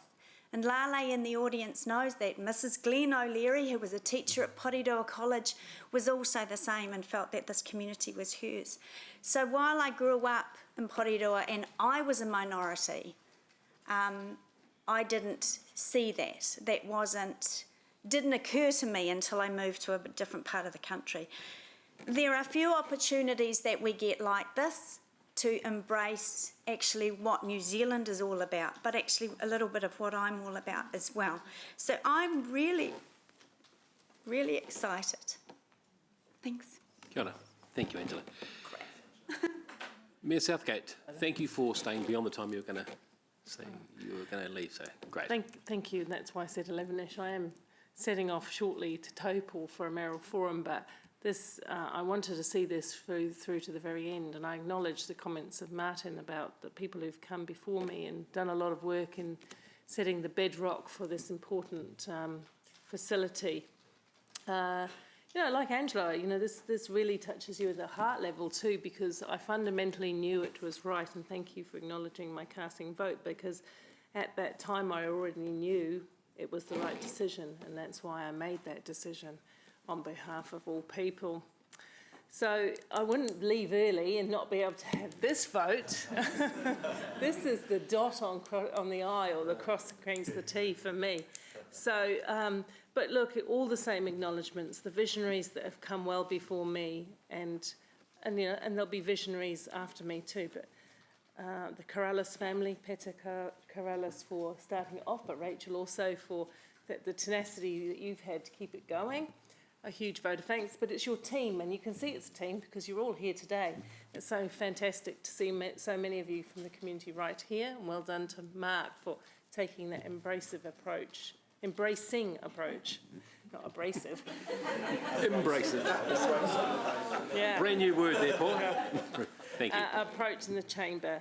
So all the very best for it. I know that there are some people who still feel, you know, have a few concerns about it, but I believe when they see what is possible, when they are welcomed across the road for your opening, they will have their hearts and minds opened to this wonderful project, which will be a legacy project. And that just mentioning the Minister himself is in awe of the work that you've achieved. And so we look forward to celebrating with a lot of good food and music. And finally, someone from the Cook Islands is going to show me how you do those hips in the dancing, because that will be the time to break out those moves. Thank you. Kia ora, thank you, Mayor Paula. Councillor Dave. Thanks very much, and I'm going to speak really briefly to make up for the time that Martin took. Promises. I just want to speak to the amendment. I've already expressed my support for Cote Pacifica generally, but on the amendment, I have a problem with that. I believe it's unnecessary. The issue has been raised. Staff have addressed it anyway in the report, I believe, and it's going to be addressed further in the final lease document that we get. It's not necessary to use a sledgehammer to crack a walnut at this point, or ever, perhaps. I also want to say that the reason that we enable in several leases some form of commercial operation is not, and that we need some correct legal terminology to do that, is not just to protect the council's investment or the community's investment. It's also, and I think more importantly, to protect the financial sustainability of the organisations that we're putting into those places. It's important. You know, money doesn't grow on a tree, so if they can find a way of bringing in revenue through some sort of commercial partnership, that's good for the whole community and good for us and the lease that we provide. That's why I don't think this is necessary, and perhaps never necessary, to go as far as is suggested there. I think the way we're heading with the staff report is fine like it is now. Good. Thank you, Dave. Councillor Maxine. Thank you, Chair, and thanks, Dave, for that. Also, I share your views around that, and also don't support the need for J to be inserted. I think we do have measures that will help us to be able to overcome some of the concern that councillors feel around the opportunity for commercial imperatives there. I have heard Rachel speak today and about your intention to hold a 50% holding in both or any of the commercial operations or facilities that you'll be operating there. And I'm heartened by the fact that you'll do that, because with it you'll bring your values, you'll bring your charter, you'll bring your best will to that, and that gives me comfort in order to be able to understand what you're offering and what it brings to Hamilton. Lale helped us to see the connections to the Hamilton Girls High School, to Wintec, to our education community right on the doorstep of the proposal. And by adding a early learning centre, it helps, I guess, to be able to foster your culture, your language, and it helps Hamiltonians also to be able to see you in our community. That's the value that I see from it. I value very much the diversity that is in Hamilton, and I see clearly the opportunity that the proposal that you bring by your Pan-Pacific hub, that can foster the kinds of unity that Hamilton likes to be able to be involved in. And I applaud you for not only your tenacity, but your resilience, and and I support you wholeheartedly. Kia ora. Kia ora. Wangai Ollie. Thank you, Mr. Chair. Tuatahi, mihi atu kia koutou na whananga mai te moana nui a kiwa nei te mihi atu kia koe rungi tēnei kaupapa rangatira, hei whakarite, he toa papa, hei whakapakiri I o koutou, no reira mihi atu kia koutou I rungi tēnei kei te mihi. I will support the original motion. I think this has been a long journey over the last 20 odd years, and there's more hard work to go going forward. So I think it behoves us to make this process, to facilitate, to make it as easy as possible, and trust in staff to bring back the adequate level of detail in the final report. I think this is a wonderful vision of a strong cultural, social and environmental wellbeing project. My experience of community development, success of community development projects is the ownership of that community, of their project, and I think we see it in spades here, as well as wider support from the wider community and some key stakeholders. It's a worm to the term holistic hub that will support all people of Hamilton.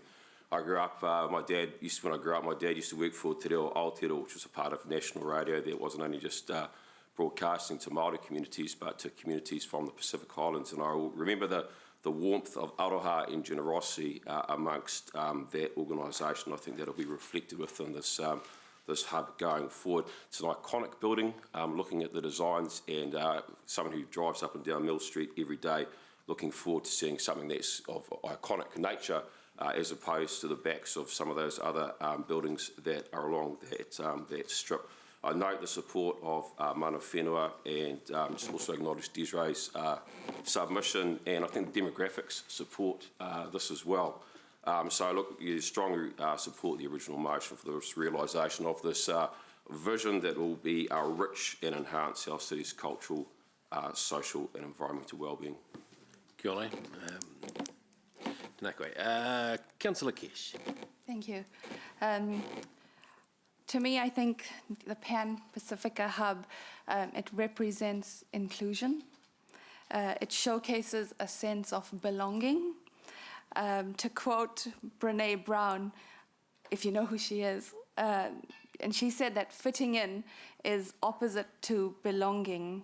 And to belong, you have to be yourself and not change yourself and conform to say or do what others expect.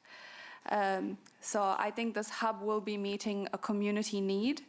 I was quite touched by Desiree Ratima's submission, especially with the story about coming to New Zealand and to be able to build a sense of identity, especially for our children. So that rang quite true and quite close to my own feelings. And this hub will help to answer the questions of who we are and where we came from. And we shouldn't be a melting pot. We don't want to be a melting pot. We want to be a fruit salad, because there's no need to abandon our cultural heritage. We can be a fruit salad. So thank you, Kaute Pacifica, for leading the way. Let's show New Zealand that it's okay to build a beacon which signals that multiculturalism, diversity and inclusion is the way of the future. Thank you. Councillor Margaret. I just wanted to signal to Rob that I won't be supporting the amendment, not out of anything that I disagree with. I actually think that I understand where he's going and the direction he wants to take, but I agree with Councillor O'Leary that this is more about a policy decision rather than a one-off. So I look forward to the to what Lance will bring to us and the oversight that he'll have in that area. I understand that we do need some agility around that, and we need to be responsive, but I think it's a policy level we should be making that call. And secondly, that I want to congratulate our Pacifica community and also Hamilton City Council and everyone else that's been involved with this, because this is a chance for us to lead, to be the first entity in New Zealand, and that's something to be proud of. It's something that we'll be recognised for, and congratulations, and let's get on with it. Thank you. Kia ora, Margaret, thank you. Mangai Te Pora. Thank you, Chair. I just acknowledge the discussions around the table in regards to the original motion, see the merits in the amendment. But either way, have confidence in you, Lance, and our staff to come together with our ainga to reach an agreement for the benefit of our communities, and that's why we're actually here discussing it. I think I expressed the sentiments in the previous item in support of the lease. Thank you. Kia ora te pora. And Councillor Hamilton. Thanks, Chair. I don't think I can really add anything to what my colleagues have said, other than I hope I get invited to the carver ceremony. Do you want to declare a conflict here and there? I'll just jump in here before Martin's right to reply. What a great room. What a wonderful room. And I'm so excited about the way this is going because I'm seeing members using their hearts and their heads. Thank you, Rob, for your wise amendment. I appreciate where you're going. I don't think it's going to get across the line, but I wish you all the very best, and thank you for bringing that to this room. Thank you, Angela, for being so vulnerable and feeling brave enough to be so vulnerable. And thank you, group, for being the people that Angela can be vulnerable with. This is the kind of community committee I want to see for the rest of this term. Thank you for being so passionate. Thank you to our Pacifica community for your tenacity. Like I said, this is the Hillary step. I've got a feeling we're going to take another step close to knocking the off. And thank you, staff, too, for your patience and your diligence and keeping. We haven't always made this easy for you, but it's been a tremendous, to me, it's been a tremendous display of pragmatic and passionate and compassionate communication between our staff. And I believe we're going to get to the right outcome where we end up. It was interesting during the awful events of March 15 last year. That we had that vigil the night after, and I was standing there, and all of a sudden a gentleman grabbed one hand and another gentleman grabbed another hand, and here I was standing in the middle of Claudelands Park holding hands with two blokes singing Tūtara Maina Iwi, thinking, wow. And I looked around and I saw the face of New Zealand, and it was different. It was different. It was colourful, and it was full of araha. It was full of love. It was brave love, and it was brave compassion. That's the kind of New Zealand I'm really excited about, and that's the kind of kirikiriroa that I think this community is adding to. So thank you for your debate today, and thank you for your compassion. We're almost there. We're almost there. As I was driving home, there was a song from Katie Malua on my CD player to show how old my car is. And I don't know what the song was called, but it had a beautiful line. It said, "The piano keys are black and white, but they sound like a million colours in my head." And that's what I'm thinking of, and that's what's going through my head today. So, Councillor Gallagher, if you'd like to... Because I've taken most of it in my presentation. And I think you've quite adequately and very poignantly summed up, as have all previous speakers. And I just want to add my admiration to the incredible staff team that we've had on this and many other projects, and the professionalism and the knowledge and the assistance and the advice they've given a range of people, and I thank them for that. I will only make the point in council and in this council, I think Paula Southgate's previous casting vote will go down as a very important part of the history of this project, and it reminds us all of how projects can hang on a thread. Imagine if Paula's casting vote had gone the other way, we would not be here today. And I think, you know, sometimes you think, oh, you know, do we make a difference? Can we make a difference as elected members and our Māngai Māori colleagues as well? But this is a classic example of where actually each individual member can and does make a difference. Kia ora, Martin. Right, we'll now vote on the amendment first. Time for talk is over, thank you. This is on the amendment.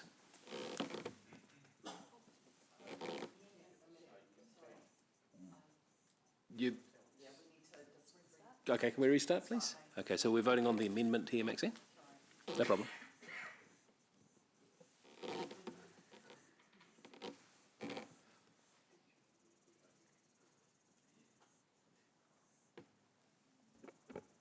The amendment is lost, 11 against, 3 for. Yeah. Who was the third one? Can't see. It doesn't show them all. All right, everyone happy with what they've seen, though? Or do we want to know? Who was the third one? Who was the third one? Kesh. Thank you, Kesh. All right, and so the amendment is lost. We'll now move to the substantive motion put by Councillors Gallagher, seconded by Councillor Wilson. No talking, please. The motion is carried unanimously. Kia ora. Now we're going to go for a break, but in true radio form, we will break for a musical interlude. Not just yet, Andrew.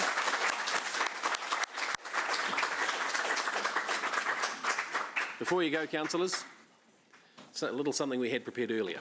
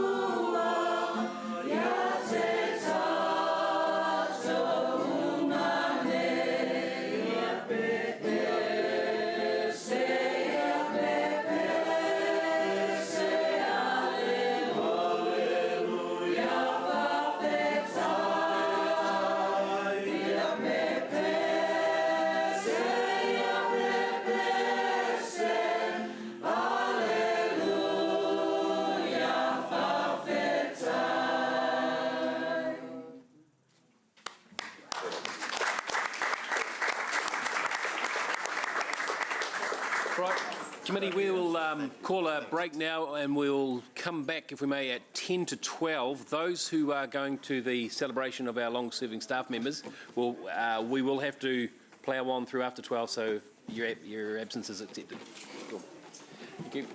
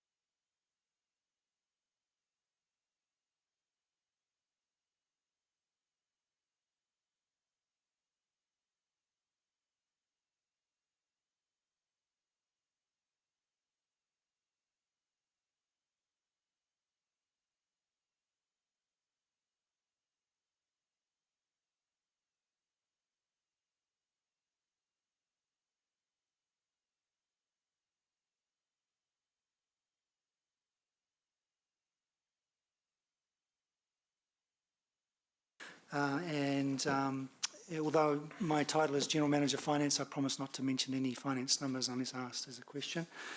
I'll probably only take about 5 minutes just to go through the report and try and expand on what we're doing in the near future and over the next few years at our Hamilton portfolio.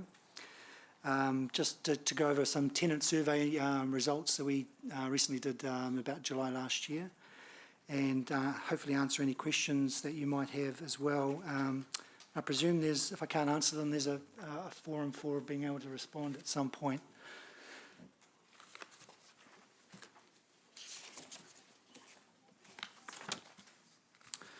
So over the next few years, just to go into what we're doing around the complexes, we're looking to repaint 7 exteriors, complete exterior repaints.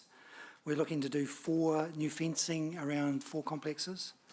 52 Comries Road, all units there are going to have a complete re-roof as well. And on a needs basis, what we'll be doing is removing, redecorating a lot of the bathrooms, removing the shubs in there and fitting wet showers when we can. So Healthy Homes is on, I guess, a lot of people's minds, and it's on our minds over all of our portfolios. In particular, obviously for Hamilton here, we're looking to undertake all our surveys and complete them all by the end of February. We're about halfway through those surveys at the moment for Healthy Homes.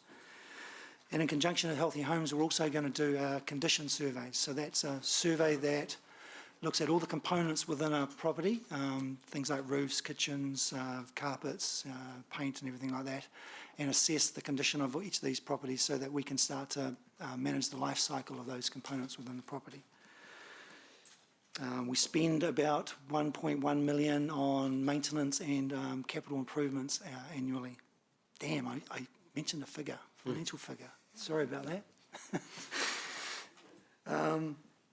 So those condition surveys we've just contracted this week, and they'll start by the end of February, and probably take about 3 weeks to complete.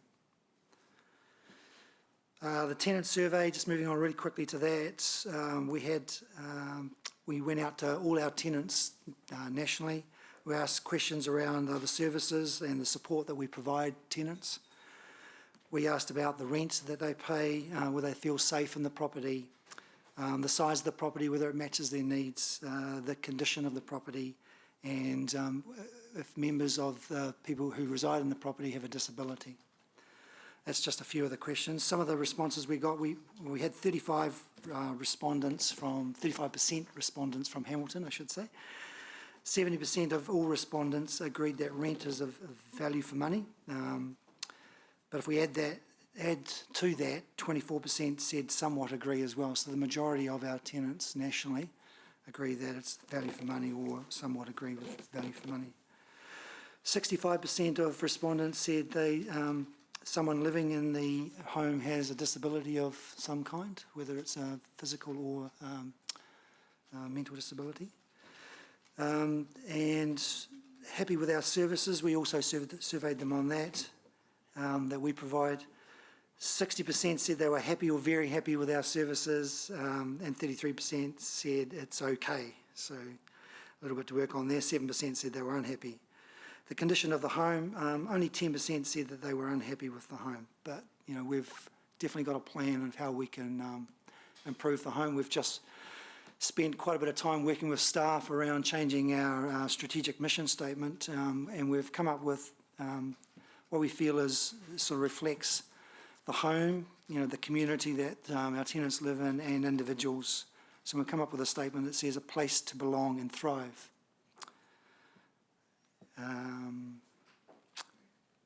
That's about all I wanted to touch on. Thank you. I know you've probably gone behind time a little bit, so. Doing fine, doing fine. Anything to add, Andy, or shall we hand over for questions? All right, we'll open the floor for questions. Councillor Dave. Thanks, Chair. Thanks for the report. I understand the point that it's unnecessary for financial reports because that you've paid and it's done and dusted, the finance side. Where did the idea of reducing the reporting period to once a year come from? Was that from staff or from Accessible Properties? From staff, we recognise that through the schedule of reporting, our last report fell during the triennial break, and so this is our first committee from then, and therefore we needed to report on two 6 monthly periods, and so rather than being aware that our requirements within our sales and purchase deed says that we would like to hear from Accessible Properties until a tenant that was a tenant is no longer a tenant. That's for a long time, and we thought they will hit a few triennial breaks, and so rather than doing 5 out of 6, an annual report to council for answering questions potentially would work in the schedule. Still being able to, as staff, receive 6 monthly reports, but this forum here, rather than being broken by the triennial or every 6 months, that was our recommendation. And just to add to that, So I'm just signalling I'm going to move an amendment to remove Part B from here. I have a seconder. yeah, so we put up for a discussion point. We relaxed either way. It was just a suggestion. If elected members feel that you want still have them 6 monthly, we're relaxed about that. It was just around efficiency and that sort of thing. But we're open to views on that. David, it hasn't been moved yet, so you can make that motion. I'll move just A, that we receive the report. Seconded? Okay, it's on the table. That's, Thank you. Any more questions, Dave? no more questions, but I will speak. Rightio, thank you. Councillor Ryan? Yeah, I'll move the staff recommendation, thanks. Okay, that'll be an amendment. Yep. Yeah. Okay. Thanks. Just a question on point 12, and I'm not wanting to relitigate, but just the rationale that went into until no original tenant and occupation at sale date. Obviously, it comes back to us.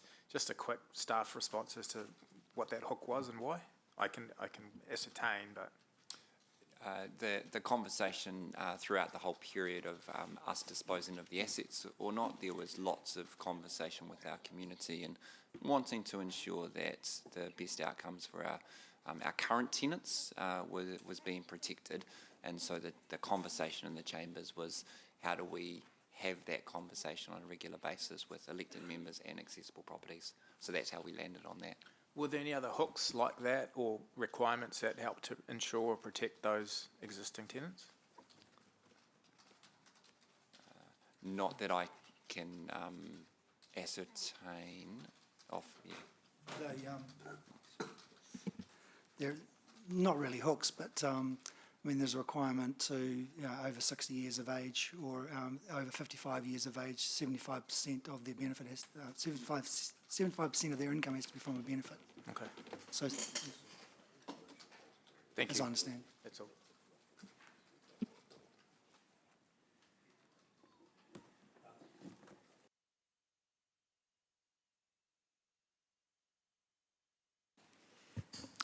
Kia ora. Thank you for giving us some information about the tenant survey.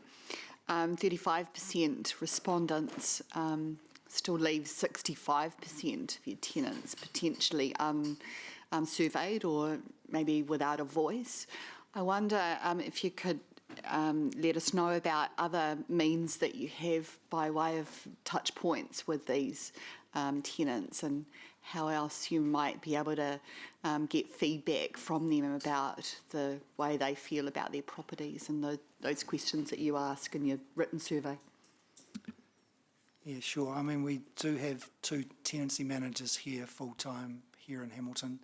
That ratio is quite a high tenancy to property manager ratio. So those touch points are at least 2 to 3 times a year with that relationship with tenancy managers. Other than that, we've got property managers who will go around to the properties and talk with tenants as well around the property maintenance and the condition of the properties with tenants as well. And there's the annual survey, which that's. So, supplementary question on that. Would you see any value in having site-by-site face-to-face meetings to be able to talk about your goals and visions and to get feedback from those tenants about what they might want to see developed in their properties? I'm open to all ideas around that sort of thing. I mean, being a finance person, I don't have too much to do with the day-to-day operations, but I'll go back to the Hamilton office and see what further communication we can enhance, I guess, with the tenants and those. Thank you. That makes sense. Thank you. Mangai Te Pora. Thank you, Chair. Kia ora. My question is around the information within the reports and how amenable these are to being expanded, or including, for example, the number of Māori tenants, or collecting ethnic data on the tenants and their reporting on the sorts of partnerships that have been formed, given that there is we are looking at social housing. So I'll leave that question. As part of the survey, we did survey all our tenants on demographics. I don't have the information just in front of me, but that was a question. We didn't tend to break it down by portfolio, Hamilton as opposed to Tauranga or other portfolios around the country. It certainly could be under consideration that we should do that. I think from memory there was about 25% of Maori, and when that was Pacifica was added in, there was about 30% of the overall portfolio in those sort of realms. So, and of course we inherited from the Hamilton, we inherited all the tenants came across when we acquired the portfolio as well, and they were largely all senior citizens as so. Yeah. But we could certainly add that to the survey if that's of value to Hamilton City Council. Yeah. But the reason for the question, and then I'll bring it back to the 4 well-beings, that we now have those in place and to understand the activities and how we're benefiting our tenants or the people that are in the properties and enhancing their lives. Potentially that's a discussion you could take offline. Yeah, I think we're starting to stray a wee bit wide, but thank you, you've made a very good point. Any more questions, Te Pora? All right, well, no more questions. The way this is going to roll, we're going to have one debate. Councillor Dave has put up a motion, seconded by Councillor Ewan, and Councillor Ryan has put up the amendment of the staff recommendation, seconded by Rob. So we'll go Dave, then Ryan, and then general debate. Thanks, Mr. Chair. Look, I can understand for reasons, high-level reasons, wanting less bureaucracy, that you may not feel you need such frequent reporting. I can understand the feeling, the sentiment behind that. But the sale of council housing, social housing that we had, pensioner housing, was extremely contentious in Hamilton. Extremely contentious, fought for a long time.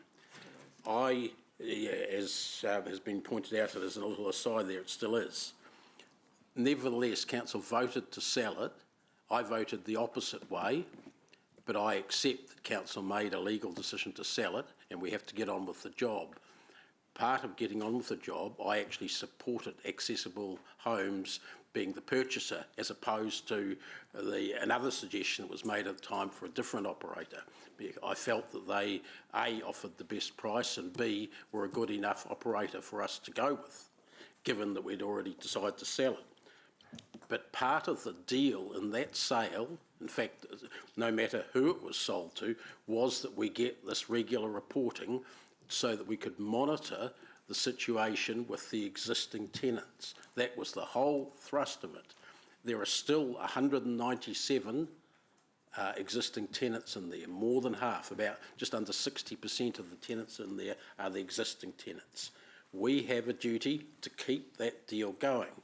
Now, it seems that this is not accessible Holmes' idea to reduce the reporting. I totally understand it's not necessary for financial reasons now, because the purchase has happened, the money's come over, that's all right. But so that we can look at the sorts of questions that Maxine and Te Pora raise on a regular basis, if we want to, we need the most regular reporting we can get. Quarterly deal, that was accepted, that was actually part of the sale and purchase conditions. So it's wrong to remove that while we have existing tenants in there. And that may take a while, but that was known at the start. In fact, it was suggested that we could be 10 years from the point of sale before you got that level down, and longer perhaps. That was all talked about at the time, so it's not as if it wasn't known. I think we owe it to the residents that were ours, the tenants that were ours, I should say, to keep that arrangement, keep that deal going, not to change it for convenience reasons, because that's all it is a convenience to council reason. Thanks. Thank you, Dave. Ryan, would you like to speak to the amendment? Yeah, I take Dave's points, and I'm not going to lose sleep over it, but I'll just continue to see where it fits through the council filter. All right. Brief to the point. I wish Martin was watching. Councillor Robb. Yeah, thanks, Chair. Look, I just want to speak in favour of the amendment, and that is, my understanding is the only remaining condition in the contract to sell to Accessible Properties is the retention of the original tenants who were in the property at the time of purchase. The other major condition, of course, has been fulfilled, and that is to have paid a significant amount of the purchase price, which I recall was which I think was paid in March of last year.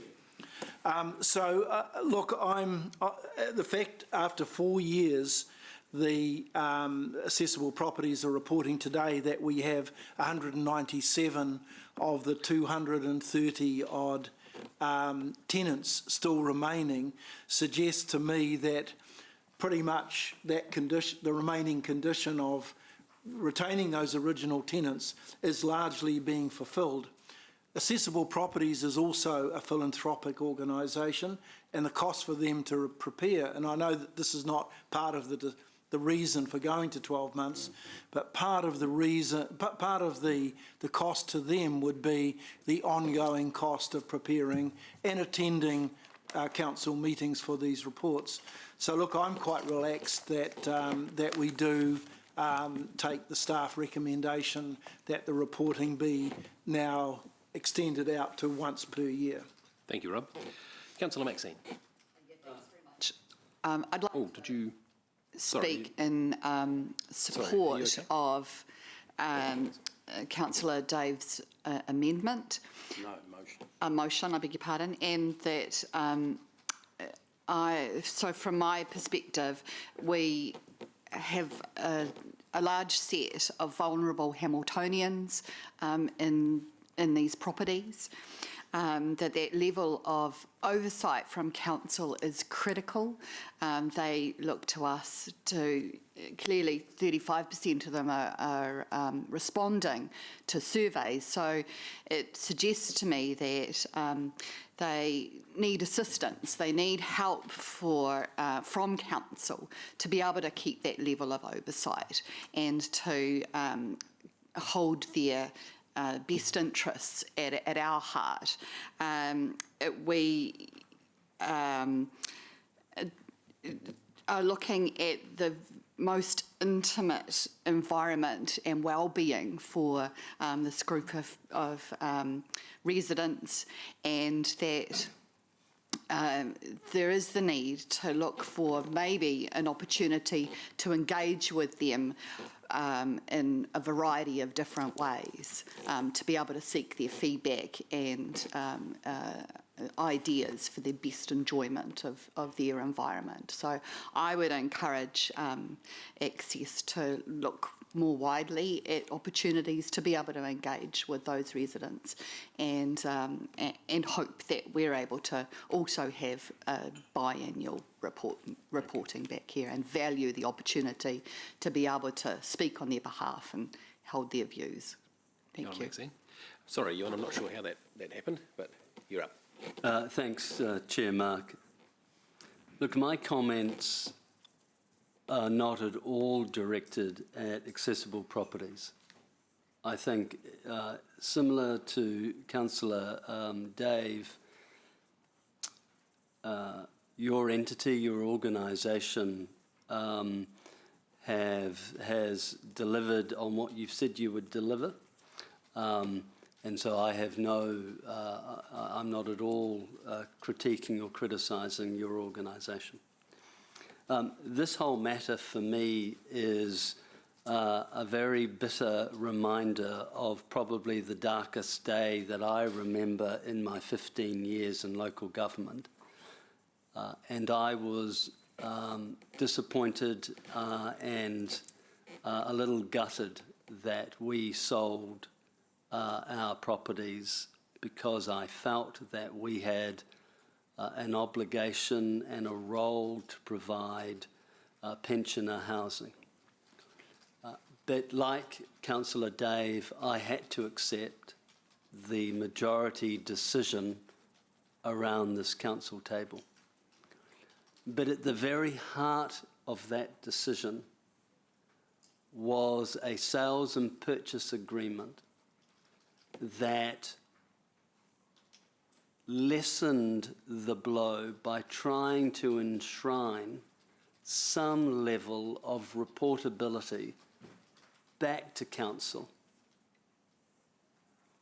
Because one shouldn't forget that for many years this council invested copious amounts of money in these meaningful housing initiatives, and those tenants were our tenants. And we had this moral obligation to feel, I feel we had a legal obligation, and I felt a moral obligation to ensure that they had an avenue to communicate back to us. We had somewhat sold it from underneath them. And so out of this mucky situation, I held on to at least the thought that we would get some feedback twice a year. I respectfully disagree with my learned colleague, Councillor Robb, who feels and articulates that the really remaining legal obligation was the issue over quantum and when that was paid in full.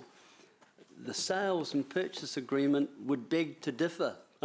It clearly specifies an ongoing commitment to reporting twice a year.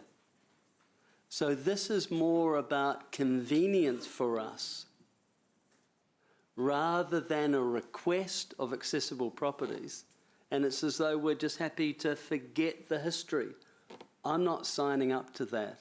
I think we have an obligation to enable a report to come back twice a year, if for no other reason than to remind us of a poor decision, possibly, but at least give an avenue for our tenants to communicate still with us. Thank you, Ewan. Māngai Te Pora. Thank you, Chair. I'm behind Councillor McPherson, and my sentiments echo those expressed by Councillor Maxine and Councillor Ewan. I think it's a duty of care.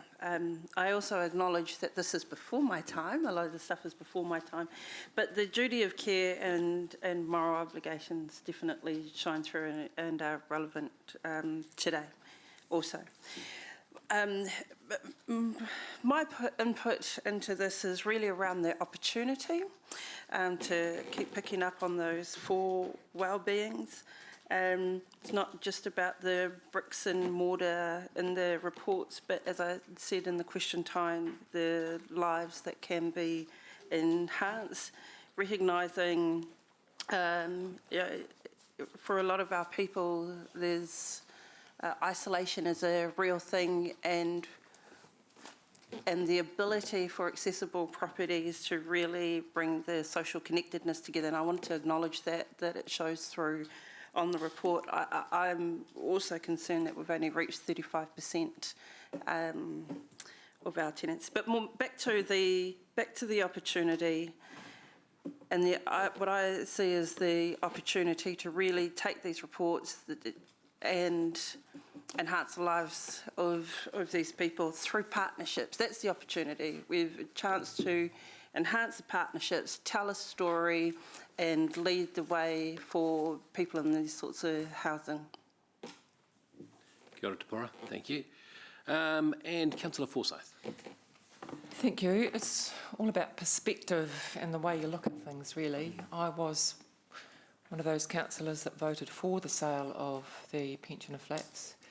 And one of the reasons for that was that I felt that all disadvantaged and vulnerable people should be able to access council housing. When I was campaigning, I just wanted to do a little check myself, just to make sure that, was that decision that I made back then one that I would still be comfortable with. So I visited on at least 2 occasions 2 pensioner housing, social housing accessible properties, spoke to 8 tenants and just asked them the question, how are you going? Has there been a change since council owned the flats? Now that Accessible owns the flats, and just basically sat down and had a cup of tea with a number of them. And I was pleased to say that most of them couldn't see any change, that life back when council owned the flats was very much the same now that Accessible owned and managed the flats. So that brought me some comfort, and in fact, when I dug a little deeper and asked, well, for those that weren't so happy, what were the issues? It was around just neighbourly interactions. And in fact, I think that applies to each and every one of us. Accessible were communicated well. They all acknowledged the fact that the 2 staff members were the original council staff members, so there was a seamless transfer of relationships. And I found that very comforting. They appreciated that consideration. And the one thing that I did pick up was that yes, there were more people, vulnerable people, that were eligible to take residency or tenancy, and that did add to the colour and to the type of interactions and the contacts that these people had with others. So the person that was homeless on the street before was now in an accessible house or flat and had a roof over their heads. So that brought me great comfort, and I'm happy and pleased to say that I was very comfortable with the way Accessible were managing not only the infrastructure, but also the relationships and the attentiveness to each of those tenants. And in speaking to the amendment, which is here, I think it's Rob. Ryan's amendment, yep. Yeah, I'm comfortable either way, but Rob's comment that the extra 6 monthly reporting would detract from time and resource that could be better spent elsewhere. I'm open to that logic as well. Thank you. I'll just make a couple of comments before Dave's right to reply. And this is a debate about the frequency of the reporting. What's happened has happened, and thank you for the more senior councillors who had to go through that and giving us some perspective on how that went and your relative views of what happened then and how it would have gone if we'd had the benefit of retrospect, etc. But that's not what we're here to debate. We're here to debate how often we hear now from accessible properties, and to me it's as simple as that. So, and from my indication from staff is they are pretty relaxed either way, but thank you for the respectful and intuitive debate today. So Dave, I'll let you wrap up. Councillor Gallagher proud. It didn't actually hear your views. But that aside, look, Rob's right. After the money was finally handed over, we had one remaining issue, which was the people, the existing tenants, and were they being properly looked after, etc., etc. And So I agree with him to that extent. The problem is that there are still more than half of the residents are existing tenants. And I would say to Margaret, one of her later points is that our so-called pensioner housing actually housed a lot more varieties of person than pensioners even before we sold it. The proportions may have changed a bit, but it wasn't exclusively pensioners even back then. The thing that regular reporting does is put front of mind more frequently around this table what is happening in the social housing area in the city. Because the only, apart from the Housing Corp, the only significant provider is affordable housing now. This is nothing to do with whether they're doing a good or bad job, and I think the job's fine. It's to do with how often we get reports on what's happening with social housing and therefore a hook to discuss the issues of housing. We all know what a big issue affordable housing, social housing, pensioner housing, whichever sort of title you want to couch, put around that thing, how important that is in this community. What a big issue it's been for every central government for the last 10 years and is getting worse, not better. What's our responsibility? What's our role in this? And at the very least, we decided when we sold these, and I think it's still even more the role, is that we should be monitoring that and considering whether there are things we should do about it. Now, if we're only here once a year, we have less opportunities to do that. Let's hear as regularly as is reasonable, which was what the original agreement had set out. Let's keep hearing it like that so that we can, not that we can say accessible, you should be doing this or should be doing that, so that we can say, how is it going in that sector, in that sphere? Are there more things we should be doing? Are there other support mechanisms that we might want to provide? Who knows? But at the very least, it puts it on our table. If it's not on our table, I suggest with the amount of business we get, it's going to be somewhat out of sight, out of mind. Thanks. Kia ora, Dave. Thank you. All right, we'll now vote on the amendment, which is Ryan's amendment, which is the original staff motion.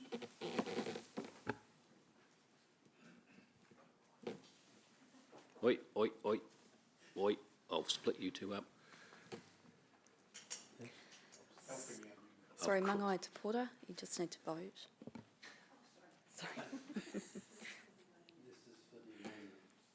This is the amendment.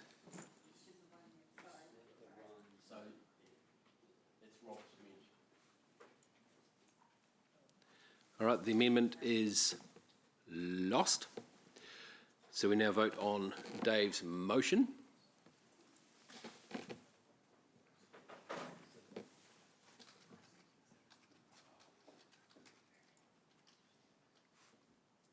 The motion is carried unanimously. Okay. Well done, Dave. Good stuff. Councillors, with your leave, I'm just looking at time and we're aiming for, I'm trying to get to a 1 o'clock lunchtime. I see this next one, where are we, as reasonably weighty, and I'm a bit worried we have to stop halfway through or we get hangry. So if you're okay, I'll bring the civil defence and the two reports for information earlier, and we will whip through those and then break for lunch and then get into the other ones. Yeah, I can see that happening, Dave. I may be handsome, but I'm not that young. So we will now move to the civil defence, which is item 11.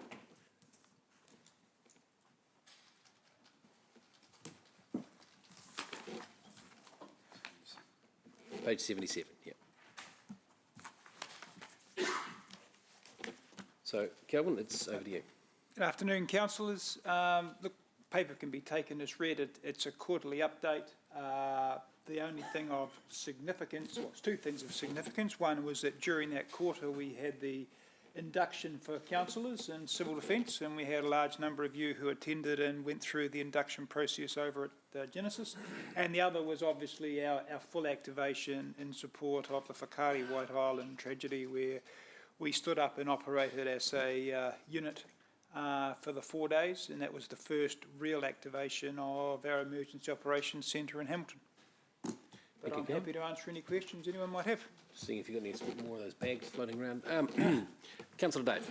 Yes, thanks, Kelvin. And you mentioned Whakaari and the work did on that. Have you got a scenario worked out if we have a cruise ship land here with several hundred coronavirus? We're called in to help in that area if things get worse. How does it's not well, it is an actual disaster, I suppose, but it's not. It's a slow moving earthquake.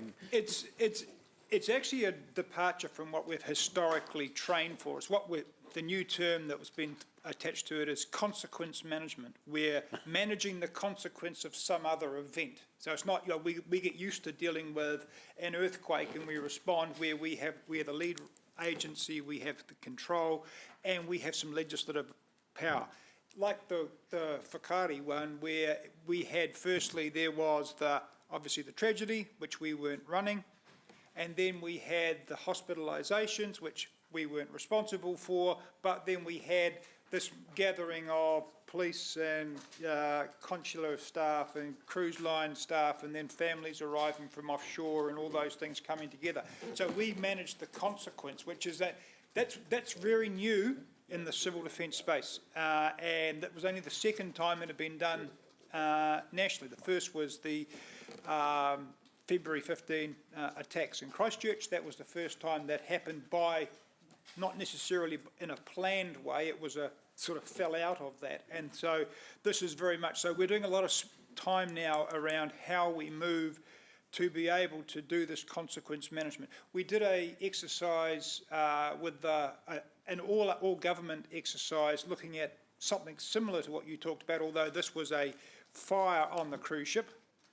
And which mass evacuations and people were trapped on board and they died in the fire, and there was a whole range of things. So not hugely dissimilar to what you were talking about. So you would be called into action potentially for something like this? We would have a role in some component part. Again, it might be more around the welfare component because that's an area of strength that we have, where other government agencies would have strengths in other parts. Thanks. Thank you, Dave. Councillor Ryan. Thanks, Chair. Happy to move the report. Thanks, Kelvin. It's a great insight. It's a little bit rearview mirror in the sense of it shows us what you've done over the last quarter. I wonder if going forward you might be able to give us a bit of a nod as to the areas you're focusing on, gaps, etc. Because I know that previous sort of KPI report was quite insightful in terms of identifying that. Maybe you could just give a verbal responses to what your next direction over the next quarter, 6 months might be. Okay, actually attached to the report is our yearly work plan, and it indicates in there the things we're working on. So the things that we haven't actually obtained, we haven't fully closed off, are the work areas that our focus will be going forward. We currently have one person who is down in Southland, has been deployed down there for 2 weeks now in support of Southland staff. So we're looking at options around going forward, how we integrate more of our staff into other civil defence events that are occurring around the country to build capability with them.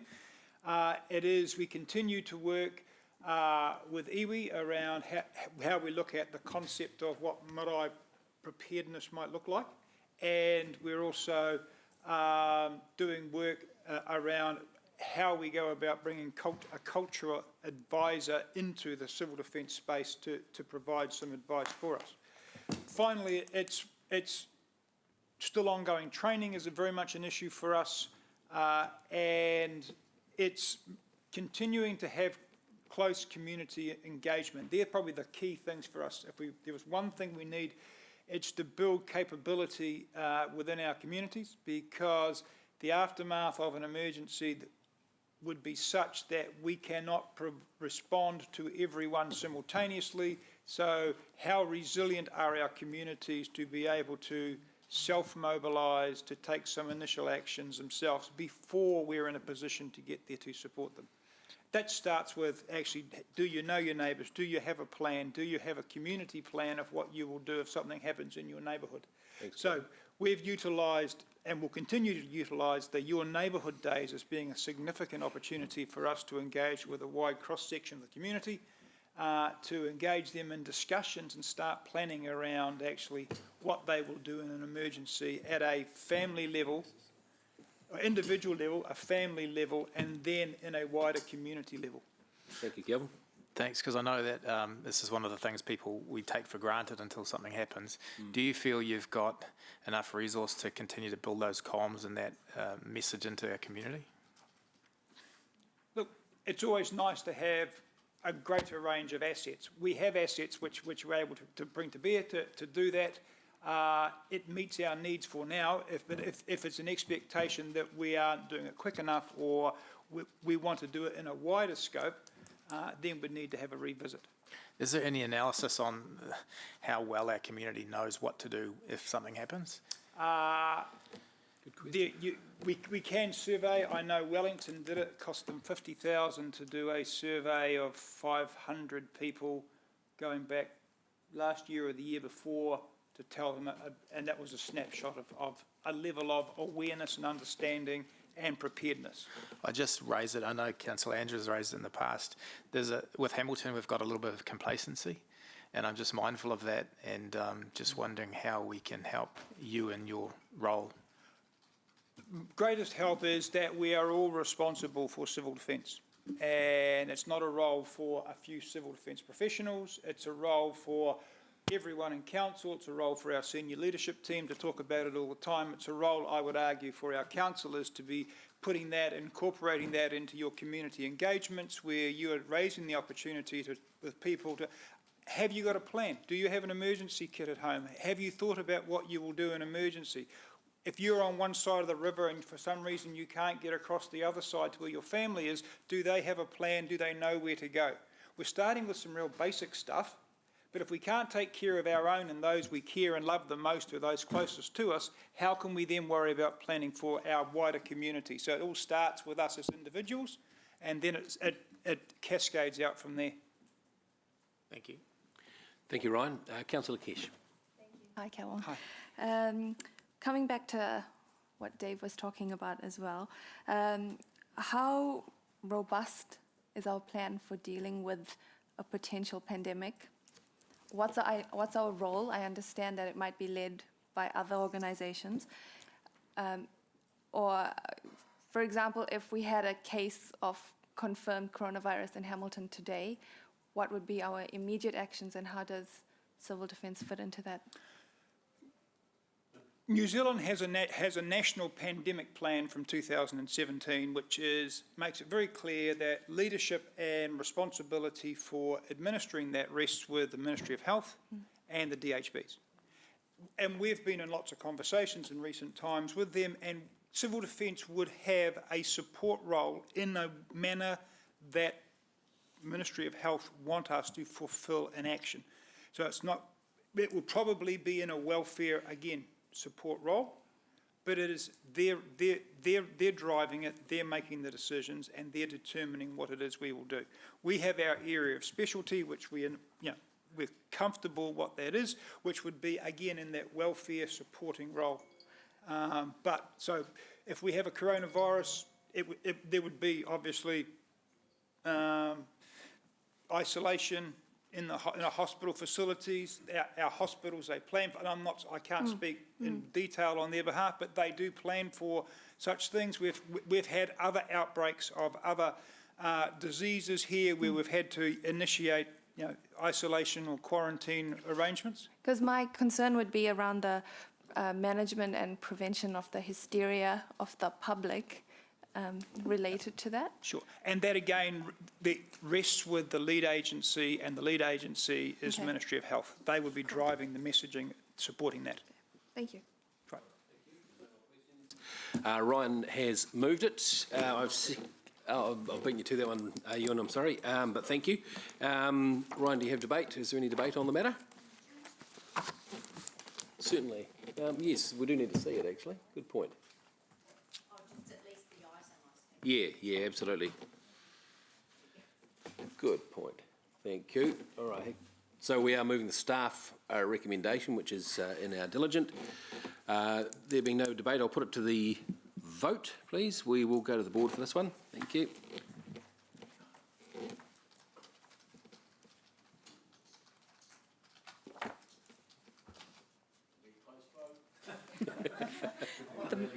The The motion is carried unanimously. Thank you, unanimous. All right, so Mr Chair, we've actually booked in Ryan for the sandbagging exercise too. That's on page 82. excellent. Brilliant. Yeah, those in favour? All right, thank you, Calvin. Appreciate that. You are, I think, dismissed. Are you staying, are you? Okay, because we're going to move on to the... Now, I just want to check, are members comfortable? We are jumping around a little bit, but I'm trying to time it so we get the chunky ones after lunch. Everyone comfortable if we move to the last one on your paper, which is item 6, the community draft schedule of reports? You might be able to stay there, Calvin. We'll see. No? Okay. Everyone happy we moved? Okay, we'll move to that. Item number 6, also move. Do we have a seconder, Kesh? Thank you. Are there any questions on the schedule of reports, item number 6? I'll give you time to get that up in your diligent. Any questions? Hang on, let me see here. Councillor O'Leary. Thanks, Mr Chair. Just a question on city safety. I thought, after a conversation with the Mayor, that city safety comes under the infrastructure committee, but then when I caught up with her again the other day, she said still not terribly sure. So I don't, can governance provide any further, it's not actually in anyone's terms of reference. So the last update that I had from the Mayor, she said that I think there was still some work being done behind the scenes to sort that out. So I'll have to follow up on that, and I'll Yeah. make sure that it's placed where it's Clear. meant to be and everybody is advised of that outcome. Okay, all right. And then also I noticed the alcohol control bylaw is set for 2025. I want to propose a motion or amendment to bring that earlier, and I'm happy to speak to the reasons. Yeah, okay, all right. So Yeah. do you want to talk to that now? Yeah, look, I just, particularly around the election time, but actually it's been a bit of a long-going process or sore point for many of our communities. Mainly, the alcohol control bylaw sets and enforces alcohol bans.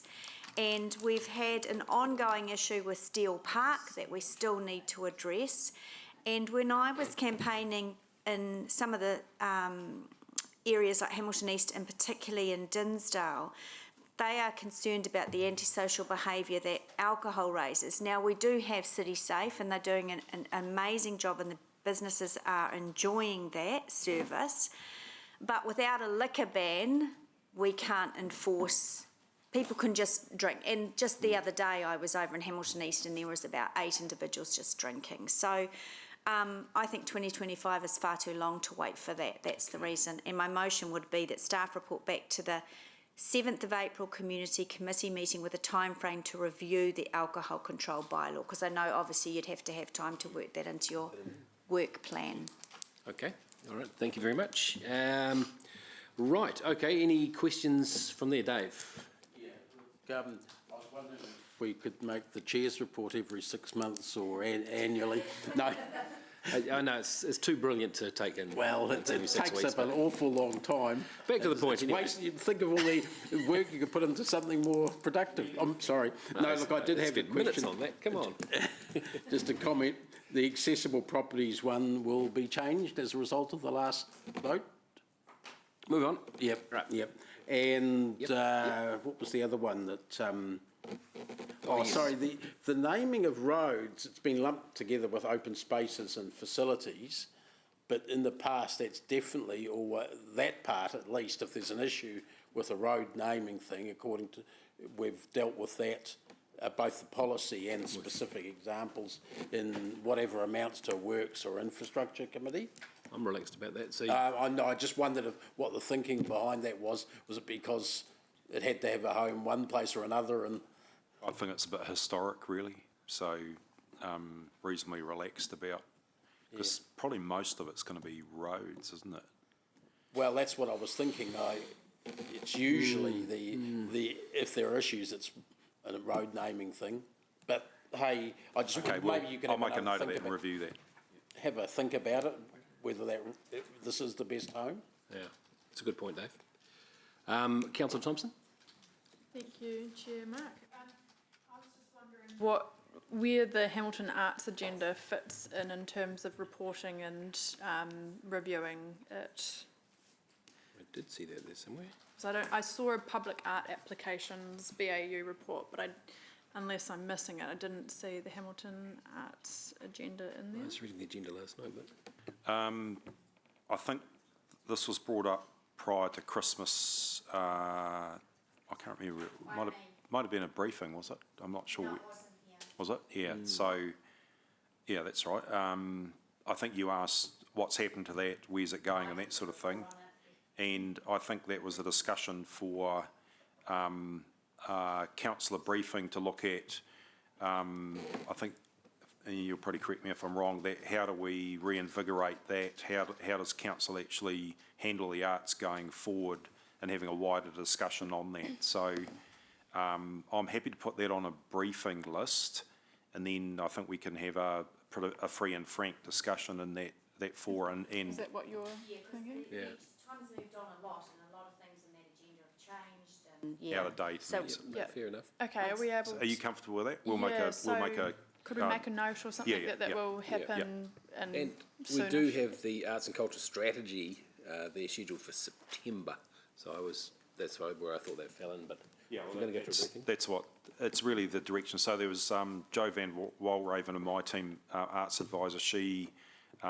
We've talked about that strategy, that formation of that, but we were going to have a briefing to talk to council about what direction you wanted to take. There's also that we've got the public art policy. Yeah. We've got that, and then we've also got what are we doing with arts per se going forward, which would be that strategy. And it would be helpful to have some early conversations around that well before the long-term plan. Yeah, and I think as Councillor O'Leary said, is probably just to refresh everyone's memories around what happened with the arts agenda, where's it got to, what's happening in the sector, in the scene, and then I think with the four wellbeings coming back into the Local Government Act, then what's our role in that, and then for elected members to give feedback on how far do you see us getting into that role, that particular role or that sector. Yeah. So we'll be looking for some direction. Okay, thank you. Councillor Kesh. Just making sure the aquatics facilities plan that's scheduled for November, will that give us enough time to feed into discussions for LTP? Good question. Absolutely. Awesome. We're too late for annual plan, but it'll be LTP. Yeah. Awesome. Great, thank you. Mango Te Pora.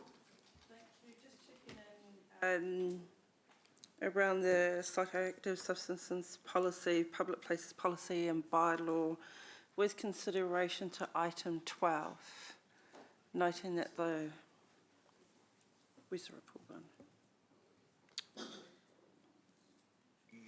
There are parts of item 12 around, sorry, I'm going to put up item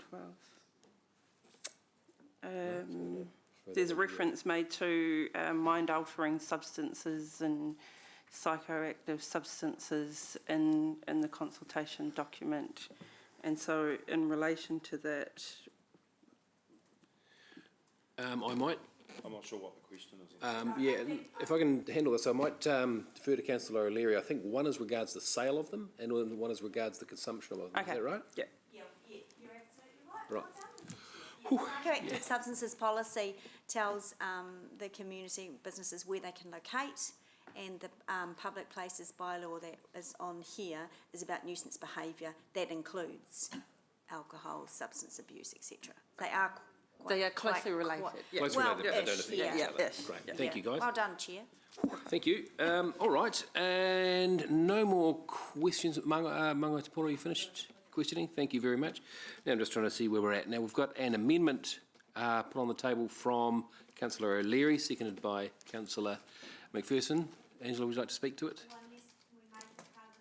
Yeah, I'm quite happy to drop the motion if you're quite happy, and we can make that stamp motion because I'm supporting it anyway. So it was just the wording was that so it would be a B, that staff report back to the 7th of April 2020 Community Committee meeting with a time frame to review the Alcohol Control Bylaw 2015. Yep, cool. Any speakers? No. Well done, Dave. We listening? Martin, welcome back. Things have changed. All right. Well, with that in mind, we'll put it to the vote. Show of hands this time. All those in favour? Carried unanimously. Against? No one, by the way. Thank you very much. Good. Right, it is 1:45. The option is, do we move into the gardens Could you not just do some of the community occupancy? community leases? Because you could have to do them all, because we're going to have to approve them one at a time, aren't we? Potentially, or maybe, we're not sure. I was going to see how the discussion went on that one. Sure. I just think that we will be busting up that halfway through. So, members, would you prefer, we could break for lunch now if you're comfortable. We could do the gardens thing, or we could launch into accessible properties. Yeah, my preference is for breaking now. So if we break now, we'll come back at 1:30, and we'll be in with whatever item we come up with then. Okay. We've just had morning tea. Some of us didn't eat. All right. Thank you, team. 1:30, we're back. We're back.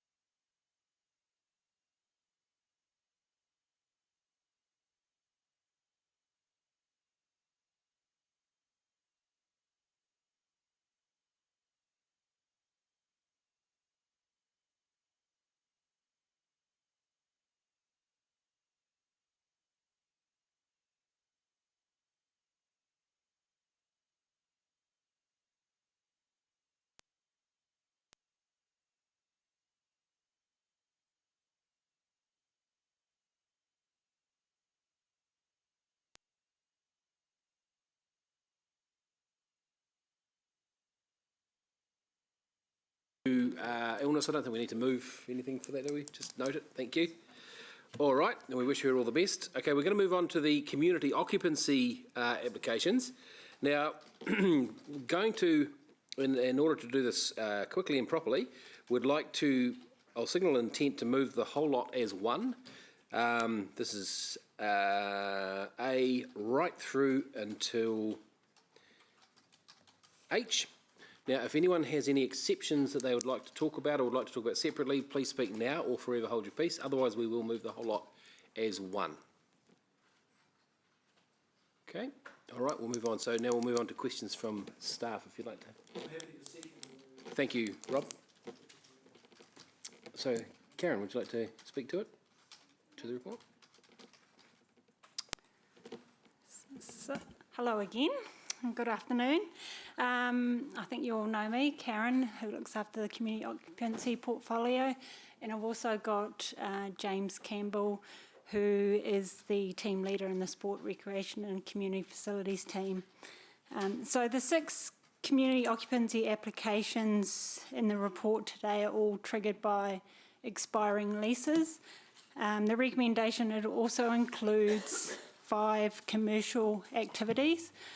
2 of those are operated by commercial entities, and hence you'll see in the recommendation seeking committee's approval to grant new community group commercial occupancy agreements in addition to the 6 community leases. So that's something that's a little bit new in terms since the occupancy policy was reviewed in 2018. So I just want to point that out. Okay. Anything else? Yep, Do you want to happy to introduce take your gentleman to questions. the left, by the way? It's his first time here. So, Just did that. oh, my apologies, sorry. So, yes, an attentive chair, that's what you've got. James. Oh, James, thank you, mate. All right, Dave, you've got questions. Yeah, why are some 10 years and some 15? What's the different rationales for the 2 Yep, classes? so under the policy, it's 10 years when a group is in a council-owned building on council land, and it's 15 years if is the maximum term for a group in their own building on council land. But either way, we can take it back from them by giving notice if we need it. There's always provision in the actual lease It doesn't matter whether document. it's land or building or both. In terms of terminating the Yeah. lease, do you mean? Yeah, so there's provision in the lease around termination and notification. In all clauses. leases? Yep, Yeah, in all yeah. leases, yeah. Thanks. Any other questions? Councillor Rob. From that, how will you protect Kute Pacific from the need to have their 30-year lease if it's standard in all our agreements that we have the right to rescind the lease earlier? How will we protect them? Well, yeah, I always thought a lease agreement was fixed for that term, and we didn't have. I mean, you can put whatever you like in a lease agreement, but I thought that the intention of giving them, a tenure was, particularly if they own their own building, was to protect their tenure and right to occupy for that particular term. But if you're saying that our standard lease agreements allow us to cancel on our request to cancel the lease earlier, I'm just wondering why we would have a term at all. Maria? So the clause in there is essentially a protection clause. Should council need the land or the building for another purpose, we would obviously need to have a specific reason to invoke that clause. And I'm not aware of any circumstances, Karen, where we have in the past. It is purely a protection clause. So could the DIA then, going back to our earlier discussion this morning with Kute Pacific, could the DIA take exception to that clause if it's in an agreement when we're offering them 30 years, which I think is part of the conditions that DIA are putting on?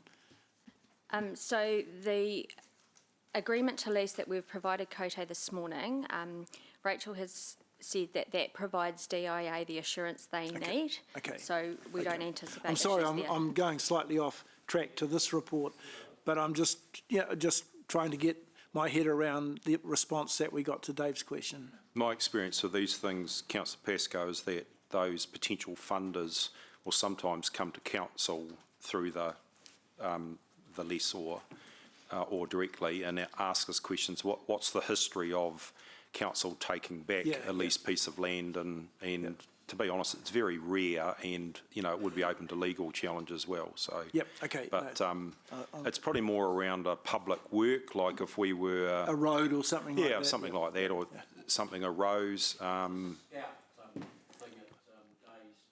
The cadet one, the cadets. Yeah, absolutely, like for the ring road and those sorts of things. So generally those organisations would be aware of the potential risk with designations and plans and things like that. It's not guaranteed, but things do change. But hopefully we're doing our planning far enough ahead to be able to flag those sorts of things to be fair on them. Okay, thank you. Thanks, Chair. Thanks, Chair. Probably a question for Lance or team. I note in conversations with Eastlink a while ago, the whole tennis conversation and perhaps doubling up on our resources and stuff. Is 10 years seen as potentially too long? Would 5 years be more suitable? Yeah, just given what's happening on the Eastlink and that whole wider tennis conversation. I think 10 years is fine. They're probably one of the more successful tennis clubs around Hamilton, and I think where tennis is heading around looking at rationalising amalgamation and getting better use of facilities, I think we're okay with this one. If we would have flagged to elected members if we, around our sustainability criteria and our guidelines and policy, if we didn't think an organisation or a code was terribly sustainable from the numbers. And we had a good example just with the Kotei Pacific thing today, the Mill Street Bowling Club. They were down to 58 members and it just wasn't viable, and they expected they were going to decline down to 30 members. So we're quite confident around that. I think what's happening with Eastlink, I think that's a real opportunity to look at the use of those courts there, and which they're doing is not just for tennis but for other things like futsal and a whole bunch of other outdoor activities too. So I think we're okay on this one, but if other ones came forward where we had some concerns, we would flag those pretty early. We'd actually try and talk it through with the organisations and the codes first, rather sort of just landing elected members with a potential problem or anything like that. Oh, that's mighty good of you, Lance. And also, it's not a burdensome rent, is it? Even if they had to pull the pin earlier, it's not cumbersome. Thank you. You with that, Ryan? Great. Councillor Maxine. Thanks very much, and I'm happy to be guided by the chair or staff on this question. But do we have any engagement with the sports groups or that have those bar and kitchen facilities around providing food and beverage types that they have on offer? Certainly in terms of sugary drinks or high-fat foods and the other kinds of healthy options that might be available that perhaps sporting groups ought to be promoting. Is there an opportunity to engage around that kind of a topic? The answer is yes. There's a couple of things. Obviously, liquor licensee goes through other regulatory processes, and Karen makes sure that that's all happening in terms of their lease and that sort of thing. The advocacy around healthy or slow foods versus fast foods, we generally leave that discussion for Sport Waikato, and they have a bunch of people working out in the sporting sector, and they work with the codes, the regional sporting organisations. They generally do their advocacy. I know Matthew and his team, they've looked at themselves first. They've just brought in a policy, no Sport Waikato car should be seen at a drive-through takeaway bar or something like that. So generally through Sport Waikato, we have a good relationship with them, and we don't really want to get into duplication because of resourcing issues and things like that. But it's something we could look at further, and I can talk to Andy's team about that too, and Karen's team. Good question, Thanks. Max. Well done. Yeah, great. Thank you. Any more, Maxine? No?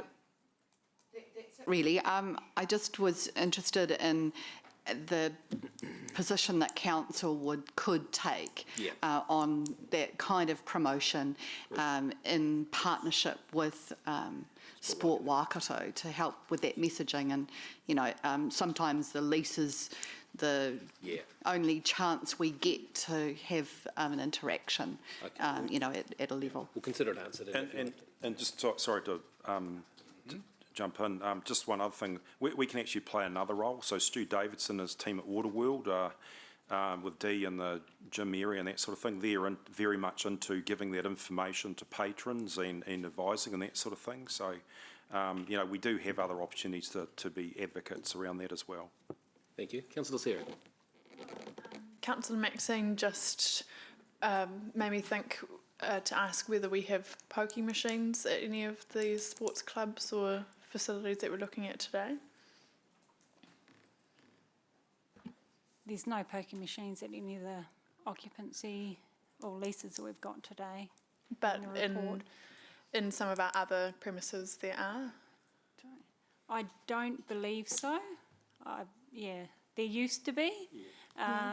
For example, Stadium Bowling Club used to have pokie machines, but they don't any longer. Okay. So I'm not aware of any. All right. Thank you for your questions. I have moved it and Rob seconded it. I think. Thank you, Rob. Look, I'll just very quickly thank staff for your work on this. I see it's all coming together. This committee is here to enhance community outcomes, and I believe that giving these clubs the surety you've given them, whilst also opening your eyes to the fact you've got your eyes all over it as well, makes us feel very comfortable. So thank you. Are there any other speakers? If not, we'll put it to the vote. All those in favour, all show of hands this time. Any against? Carried unanimously. Well done, guys. Thanks, Karen. Good on you. All right, we're moving on to item number 12 now. Yes, the joint consultation. Introducing Sandra Murray and Jen Baird. And Jen is not looking that pretty today. Sorry. No. Where did that come from? Sorry. It was all going so well. Right. Good afternoon again, councillors. Firstly, can I just introduce, for those who haven't met, Sandra Murray. Sandra is a policy consultant. So, helping out on just a few of the policy things. Great. Sorry. Right. Yes, shall we take the report as read and take any questions? Yeah. So basically, we were looking at two things here. If I'm right, on item 11. No, we should be on item 12. Yes, there's the Hamilton Safety in Public Places bylaw, which was reviewed, and also the Trading in Public Places policy, which was reviewed as well. They both had very minor changes. However, consultation was required according to the significance and engagement policy. And so not just in order to maximise that engagement process, we're suggesting taking them out together to the public. They are on sort of loosely similar topics. All right, so the context of this is item 4A is pretty much standard. We have to first, before we put anything towards the bylaw, we have to agree that a bylaw is the right way to go. Not quite sure what the other options are, but that's pretty standard. No, but we are obliged to do that, so that's okay. So questions? Did I see Councillor Angela on the board there? Thank you. Sorry, I've just realised I haven't. Have I cast my eyes over the? Yes, of course I have. What am I talking about? This is me. Do you want me to come back? This is no, don't come back. I'm just looking at the tracked changes because while we're going straight out for consultation, so we are determining whether it's a bylaw or not. I just wondered if on page 91 under nuisance behaviour, why we've got nuisance behaviour includes, and then we've listed. And I have no problem with the listing of those unpleasant activities, but we haven't. Why we don't put nuisance behaviour includes but is not limited to, because you just don't know what's around the corner, or maybe it's just legalese that you don't need. If you have a legal definition too loosely defined, then you end up having to argue the point as to whether that really is nuisance or not. There are limits to how much council power councils can have, and in the law, what they like is if things are sort of clearly defined so that people know where they stand on various things. Okay, I guess then I accept that. If I can just ask Calvin, Calvin, in your role as the boss of City Safe, is every behaviour that your officers are experienced covered here? In terms of what would be a nuisance to the public? Different people are going to have different views as to what constitutes a nuisance for them. We're never going to be able to incorporate everything to accommodate every person. That said, this is a piece of legislation that we have been able to use to make it clear to people as what are the levels of acceptable behaviours in the community. And I still believe that this represents an effective list of what would be termed acceptable behaviours in the community. So if you depart from those into these areas which are identified here, that's not what our expectations are in terms of behaviour. Okay, all right. And just on page 92, I'm really pleased actually to see that skateboarding has been taken out as a nuisance, because I think it adds vibrancy. It's not a nuisance. But was there any particular reason for you taking that out of the bylaw? It was ineffective in there, and I think in 2014, when this was created, I think skateboarding or skateboard issues were a matter of significance at the time. It was a constant area of being reported to us. It is not now. I mean, skateboarding still exists, but it's been overtaken by scooters, micro-mobility devices and a whole range of other transportation devices. We do not get the same number of complaints, and I just think we have moved on from there. Okay. And one other question, just on page 103, and I'm again still on the track changes, and street markets, and you've put in their mobile shops, and I noticed that this is, thank goodness, a change to allow food trucks to come into areas with a permit. But does this, as it stands, allow for something like around the lake edge? Not obviously inside where the cafe is, but coffee carts and stuff around in some of those car parks, ice cream truck around the lake edge? And if not, what would we have to do to allow that? Currently, the only places which are prohibited from having food trucks available is the area that's been defined as the central city, which is the area bounded by Anglesey Street, Hood Street, Victoria Street and London Street. So food trucks always been able to operate around the lake, provided that was parked lawfully and legitimately. That's never been an issue. Never knew. There is. Sorry, if you don't mind me interrupting. There is a part of the lease arrangement with the veranda. They have a sort of a immune area. I thought that but actually I did think that included the borders of the lake as well. I think we narrowed it down in the last iteration of it, didn't we? To just this side of the big. Came back to where the motorised bike club is.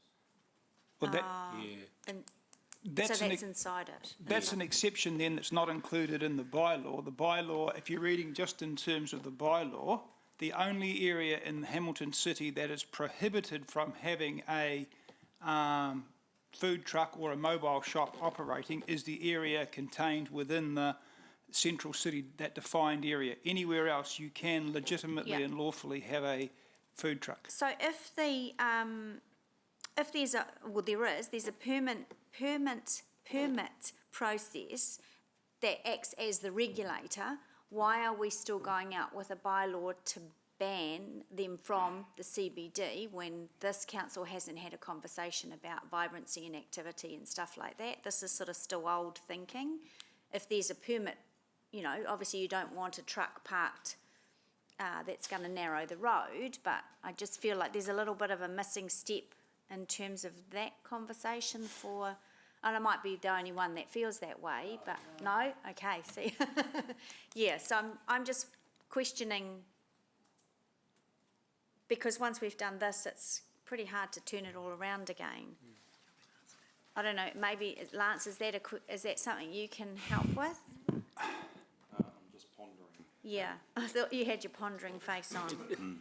It was something that was canvassed substantially as part of the consultation at the time of the creation of this, and then it was overturned here at committee. Yeah. And so it was an opportunity to test thinking around the concept of adding vitality by having food truck availability, but not being in a position whereby they were in direct competition with shop owners who were committed to bricks and mortar and paying leases and a whole range of things. This was to actually have, when we have events or to have any type of event for which an event permit was created or approved, to be able to have food trucks as part of that event to add to the occasion. Yeah, no, I understand that, Calvin. I guess I'm flagging to the General Manager and possibly the Chair that the council is a new council, and that was quite a contentious issue last time in terms of our thinking, and so I'm not wanting to hold up the process, but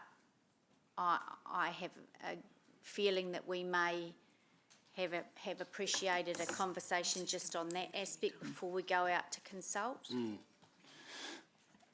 Can if I just jump in really quickly? So the background and how we ended up here is off the back of conversations that we had during the induction process, and it came out quite strongly that people, well, that I was hearing from this council, that there was a desire to enable food trucks as part of events and what have you in the central city, and how can we sort of make that happen, and bringing these two things together seemed like a straightforward way of doing that. However, so that's just in terms of some context, but if there is a desire for us to have a different solution rather than just allowing food trucks as part of events and markets in the central city, if you want to have a more open thing that allows food trucks or mobile shops in general outside of that, then we should defer this conversation. I just get, it's always sat uncomfortably with me that we somehow are controlling a market that should be competitive, which gives the best end result to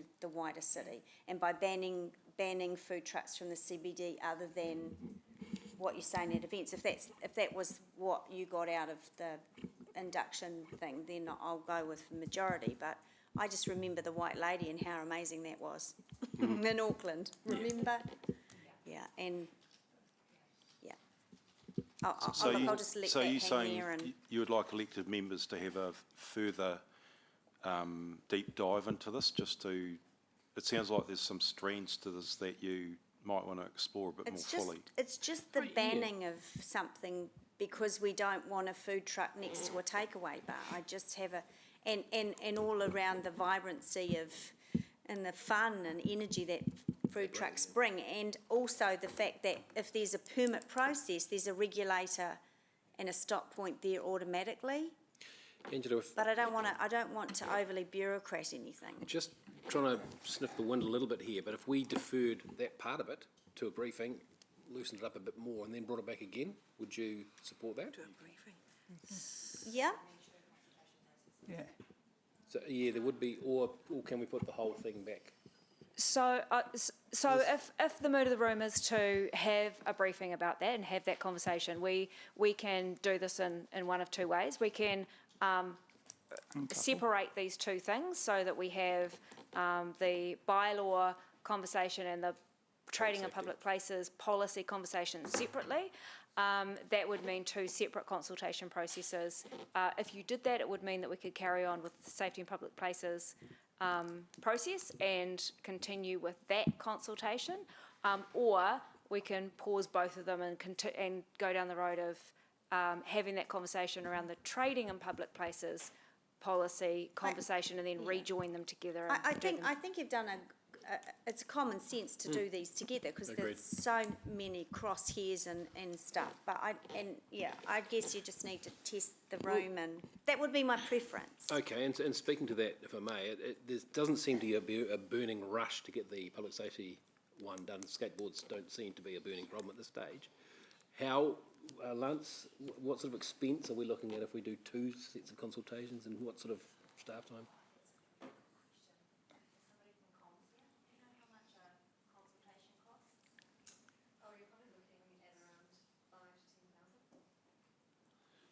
Well, okay, well, look, I was going to say 20 grand for the 2 of them. But. Well, look, Angela, if you'd like to move an amendment that we defer, I'll support it. Don't Yep, see it. okay. Do you want to move that amendment? Yep. Can we move something up? Yeah, I don't know. How do we find one table? point? Hmm? Just to note that a deferment will probably be quite a long deferment. That at the moment, of course, council is catching up a little bit with some of the work that's been deferred during the election. So just so you're aware that you'd be probably looking at quite a bit later in the year before we could get this back to you. Yeah. It's really only this one little issue. It's only the one little issue. If I could just add one other thing, and it may be something that we will canvass later. Throughout the conversation has been dominated by food trucks. The definition that actually exists in the bylaw is a mobile shop. And so as we understand, a mobile shop includes anything that is selling goods from within it. Now that includes the trucks that roam the Enderley and other parts of the community selling computers and bedding and clothing and everything else. So we need, I mentioned that purely just as a bit of context that we're not talking solely about food trucks when we're talking about this. But that's right. We can, we could. They also sell food, which would bring them in the definition of a food truck. Wow. Absolutely. Yeah. So I just put that on the table. Just hauling this back into some form of order. If we look at an amendment, but I wouldn't want it to take too long because there's some festivals coming up as well that we could be preventing by doing this. So I will be fastidious about pushing this forward. So what time could you do it in? You say long. Oh, look, the only real hold-up in this is getting on the agenda for various council meetings. So that's the briefing and the discussion times, you know. It's the briefings, yeah. I've got one on the 8th of April. It's just wording changes. You've heard the intent that Angela's trying to get across. Yeah. Okay, so you're saying you want to make this a priority? You want to get onto a briefing so you can have a good discussion, get those definitions right? There's a reason. Yeah. Because we want to extrapolate a bit on what we've got here. Yep. So it's overdue, if you like. It's our fault, but we still want Do a procedural motion. Yeah. So just so that Jen and I are clear on this, so your imperative would be to get all this tidied up before the next summer? Because food trucks are not always in summer, but you know, I know there's winter ones and autumn ones and stuff like that. There's Matariki as well. And whether there's other little things that we could be looking at too, like the rules around tables and chairs on footpaths and things, and if there's ways, so just which is part of this as well. But I think, you know, we heard a lot the other day about creating more vibrant places in the city centre. So can we somehow make this a slightly wider conversation? I don't know how wide we want to go, and some parts of this will be about the bylaw, others will be looking at strategies beyond that. It's sort of use of public spaces for retail, food-related activities. all right. So would you like to move an amendment, Councillor O'Neill? Wonder, we're not going to yes, be... Maxine. We're not going to be... Thank you, Chair. Apologies. We're not going to be disadvantaging any budding skateboarders by deferring this. I just wanted some assurance that your team won't be getting on top of... We have never taken action against anyone for skateboarding in the 5 years the bylaw has existed. Cool. Just on that, Councillor Maxine, so the only implication is that that as we push it out, if you were to go forward with consultation and if there was broad public approval, now that time frame that's set out in there would stand in terms of being able to allow events to have food trucks in the central city. But to Lance's point, if the goal is to enable a solution for next summer, then we've got a bit of time up our sleeve. I think one thing that we will need some guidance on, probably through you, Councillor Mark, is how broad this is going to be. Because if it is a review of that policy, that's one thing. If it is a broader conversation about the use of public places for, then we need to just be clear about that so that we're meeting your expectations. Yep. This policy doesn't govern all of the issues, and I know last time when we discussed the food, well, the truck sales, we did also discuss the cafe stuff on the sidewalk. You know, it came up in the same conversations before, and it would again, I'm sure. Okay. So you happy if maybe if elected members want to give their feedback on the scope of this, then Jen and the team can actually draft up the scope and then circulate it again so everyone's comfortable with that, because otherwise we could be talking at cross purposes here. And then just we get really, and I think when we get to a briefing then we're all clear on what the scope is, rather than it being Kelvin's sort of freaking out. I can see him twitching there thinking it's this big. Others are thinking it's this big and it's probably this big. So just, I think it's really... Kelvin loves these challenges. All right, Absolutely, Councillor. Let's get into order. All right, so, Angela. There's no other motion on the table, so my motion would just be that the report or that the item be deferred to a subsequent briefing. That's about it, eh? I think that's about all we can do. Yep. Okay, I'll second that gladly. All right, the motion's been put. Councillor Thompson, any more questions? I just wanted to clarify what, because we do see some food trucks and stuff at events in Garden Place anyway, so are they just unpermitted or what happens there? And I'm just wondering what impact this might have on, say, Matariki or in the meantime. There should be none in Garden Place or in the central city for anything. We don't have an ability. We have in the past turned a blind eye and then had been brought to us by legal advice that we were not in a position to do that. Right. So the potato lady? The woman referred to as the potato lady sits completely outside any of this. She is an exemption. It's in the previous and the current bylaw that she is exempted as long as she continues in residence. If you're a potato lady, you're okay. Okay, Sarah, any more questions? Because I've got a question if you're finished. Yeah. Yep. Where does this leave us in terms of like city burn for the balloons coming up, etc.? That's what this whole thing started. In a technical sense, we cannot have mobile shops. We can have setups that involve tents, gazebos, but we cannot have mobile trucks. That's the legal opinion. So if they took their wheels off? No, I've put forward that argument and that didn't fly either. We simply can't, because there is a blanket prohibition under, I think it's clause 68, that specifically says mobile shops are not permitted in the central city. That overrules any of the other clauses in the bylaw. All right. It includes Children's Day, it includes any event. All right. Now, okay, so members, don't forget we are charged with creating the best outcome for our community. So this actually becomes order please, this becomes quite a serious thing because, you know, okay, we're going to do the right thing in the long run, we believe, but in the short term there may be some pain because there are some festivals coming up that we will not get this done in time for. So we are going to create some stress for staff. Chair, through you, Chair. Then you. There is a provision under the legal advice.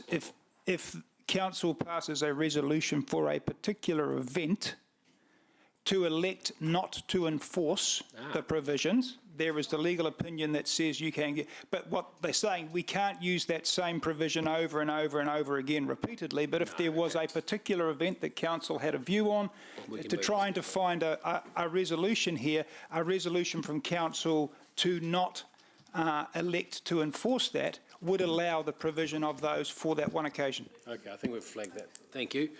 Councillor Ryan. So just to clarify. Yes. By not making a decision, by deferring today, status quo remains? Yes. And status quo is we turn a blind eye, but we're not allowed? No, the status quo is that, as Calvin's just explained, if there was an event that needed food trucks, we could, by resolution, exempt it from the, But status quo is? Status quo is none. Status quo is that mobile shops are prohibited from being in the central city. All right, we'll move on to debate. As the mover, Councillor Angela, or should we just not debate? Okay, does anyone else wish to speak to it? All right, I will put the motion of deferral, and we'll do that by show of hands. Those in favour? Those against? Thank you. Councillor McPherson, remind your hands go up, not here. Okay. Right. Thank you, guys. I think that's a clumsy bit we got there.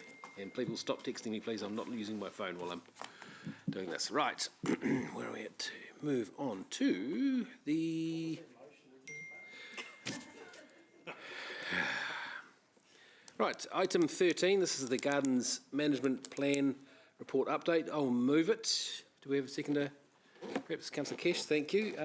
Lance, would you like to give some context around this one, please? Yes. First of all, an apology. We were hoping to be able to come to this meeting having had a briefing around the legal advice from Lachlan Muldowney on the process. And also, you remember before Christmas we came to you with some of the alternate options which address the issues that came up in the online petition around the rhododendron lawn issue. Unfortunately, I couldn't get it onto a briefing until the 26th of February, so apologies for that. I'm only the Deputy CE, so, but it just shows how tight we are around briefings. So we've actually got a briefing next week on the 26th. I'll be circulating the legal advice which we've just received from Lachlan the last couple of days to you, so that'll get emailed out to you. And then we'll also send you some material to read before the briefing, which actually a couple of things that it gives you a bit of a background to some of the work that the project governance group that you appointed are giving some advice on this. There's a letter coming to Mark and Paula on that in the next 48 hours.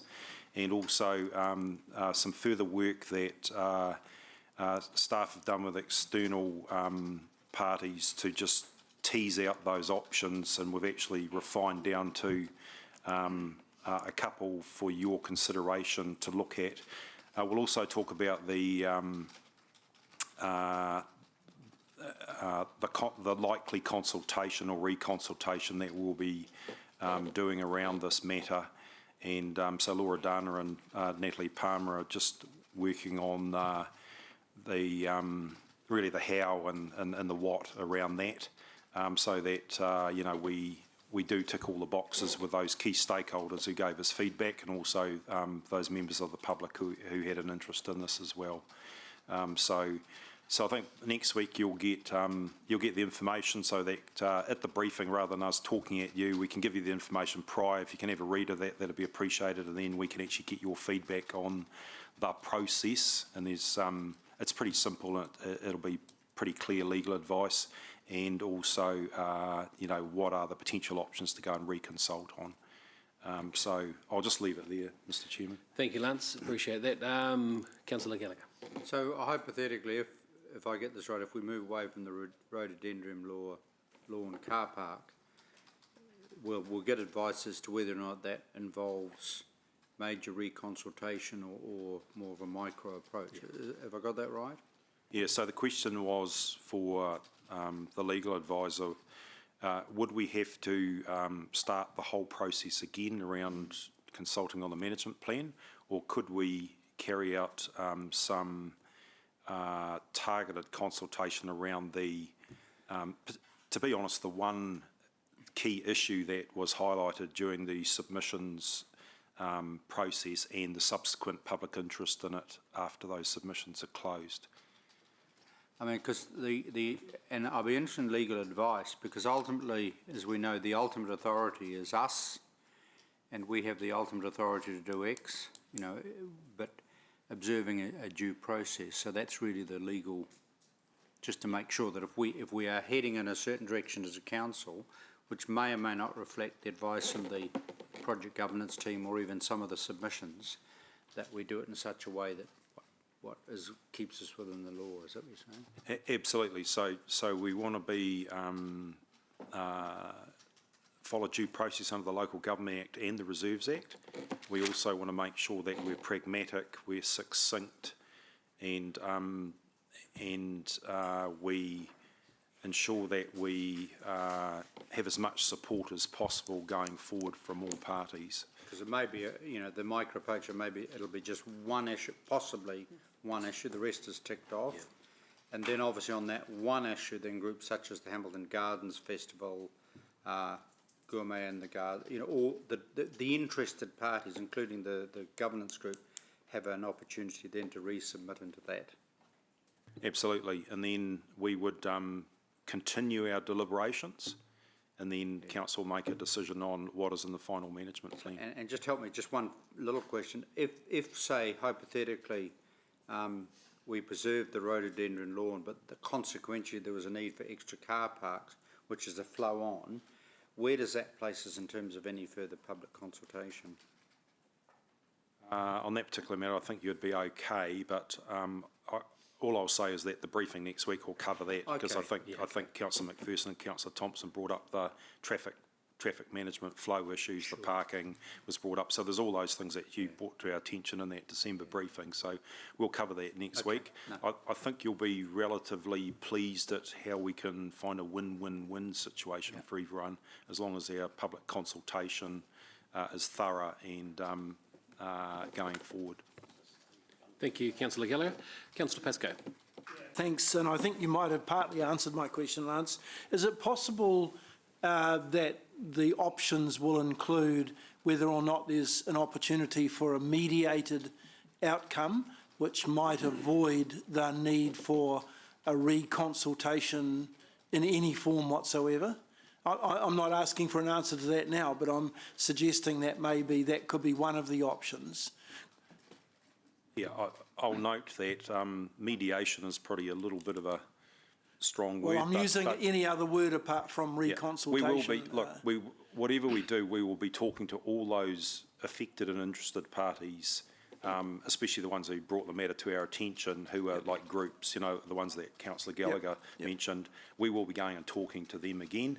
And then obviously the wider public is also, how do we actually reach them in a way where we don't end up having the situation we got into last time. Yeah, and could the legal opinion also include what the risks might be precedent-wise of having another one of these happen where we have undertaken a full consultation and we get a group coming in afterwards saying we forgot or we didn't submit, so we want you to start the process or start a process of reconsultation again. And I'm looking at this not from this specific issue, but on all of the other consultations we do, that we might potentially create a precedent that we never ever finish consultation. Yeah, it covers off on that, and there's sort of two strands to it under the Reserves Act and the Local Government Act. They're a little bit intertwined. Thank you. Good questions. Thank you, Rob. All right, if no more questions, the motion that we defer has been moved by myself, seconded by Kesh. Is there any debate? I won't be saying anything. All right, we'll do that by a show of hands as well. All those in favour? Against? Carried unanimously. Thank you very much. All those who waited will be finishing at 3. All right, and I do believe the last one is the Claudens Park deferral. This is not because of briefing schedules. Order, please. This is some pragmatism around, obviously, the hearings committee's actually heard submissions on this, and Maria and the team have gone away and met with the Migrant Centre and the Show Trust people and sat down and had a meeting around that and thrashed everything out, and they've come up with a an amended footprint for their expansion development. We could have brought it to this committee, but there's several houses over the road from the migrant centre who we haven't had time before this meeting to actually go and meet those people and talk to them. We're being absolutely robust in our consultation just to get their views on that before we come back to council. We're not trying to hold things up, so rather than coming back to this committee, we're saying we come back to the council meeting on the 19th of March with that. You'll be happy with where we've got to. Everyone's pretty happy and ticked off where we're at. And I think you'll be in a position where you can consider it and approve it. Very good. So I'll ask Councillor Gallagher as the chair of the Hearings Committee, and again, Councillor Andrew, if you're happy to second a motion that Martin puts. Brief. I will move the staff recommendation, and I obviously agree and accord with the approach that's been outlined in terms of negotiation and with leave of this committee. Yep. Then ask for the final deliberation to be at full council, and I'll so move if I hope my deputy will second. Okay, thank you. I'll just briefly say again, thank you for the calm and pragmatic way you've handled the hearings and the results of the hearings. And we'll look forward to getting this sorted out so we don't scare the horses, as it were. All right. Okay, so that has been moved by Councillor Gallagher, seconded by Councillor O'Leary. Again, show of hands. All right, and carried unanimously. Now, there's no need to exclude the public because everything is in the open. That's how we roll in community. Thank you for a great first meeting for me. Thank you very much for being so kind to me. And I appreciate the great debate and passion that came out today, especially during that Cote decision. That was really, really exemplary. I'm really proud of this committee. And I want us to be the standard of community committees that committees run by around the country, around the world. So you did yourselves proud today, members. Thank you very much. So we shall close the meeting at that. Thank you very much. Cheers. Thank you.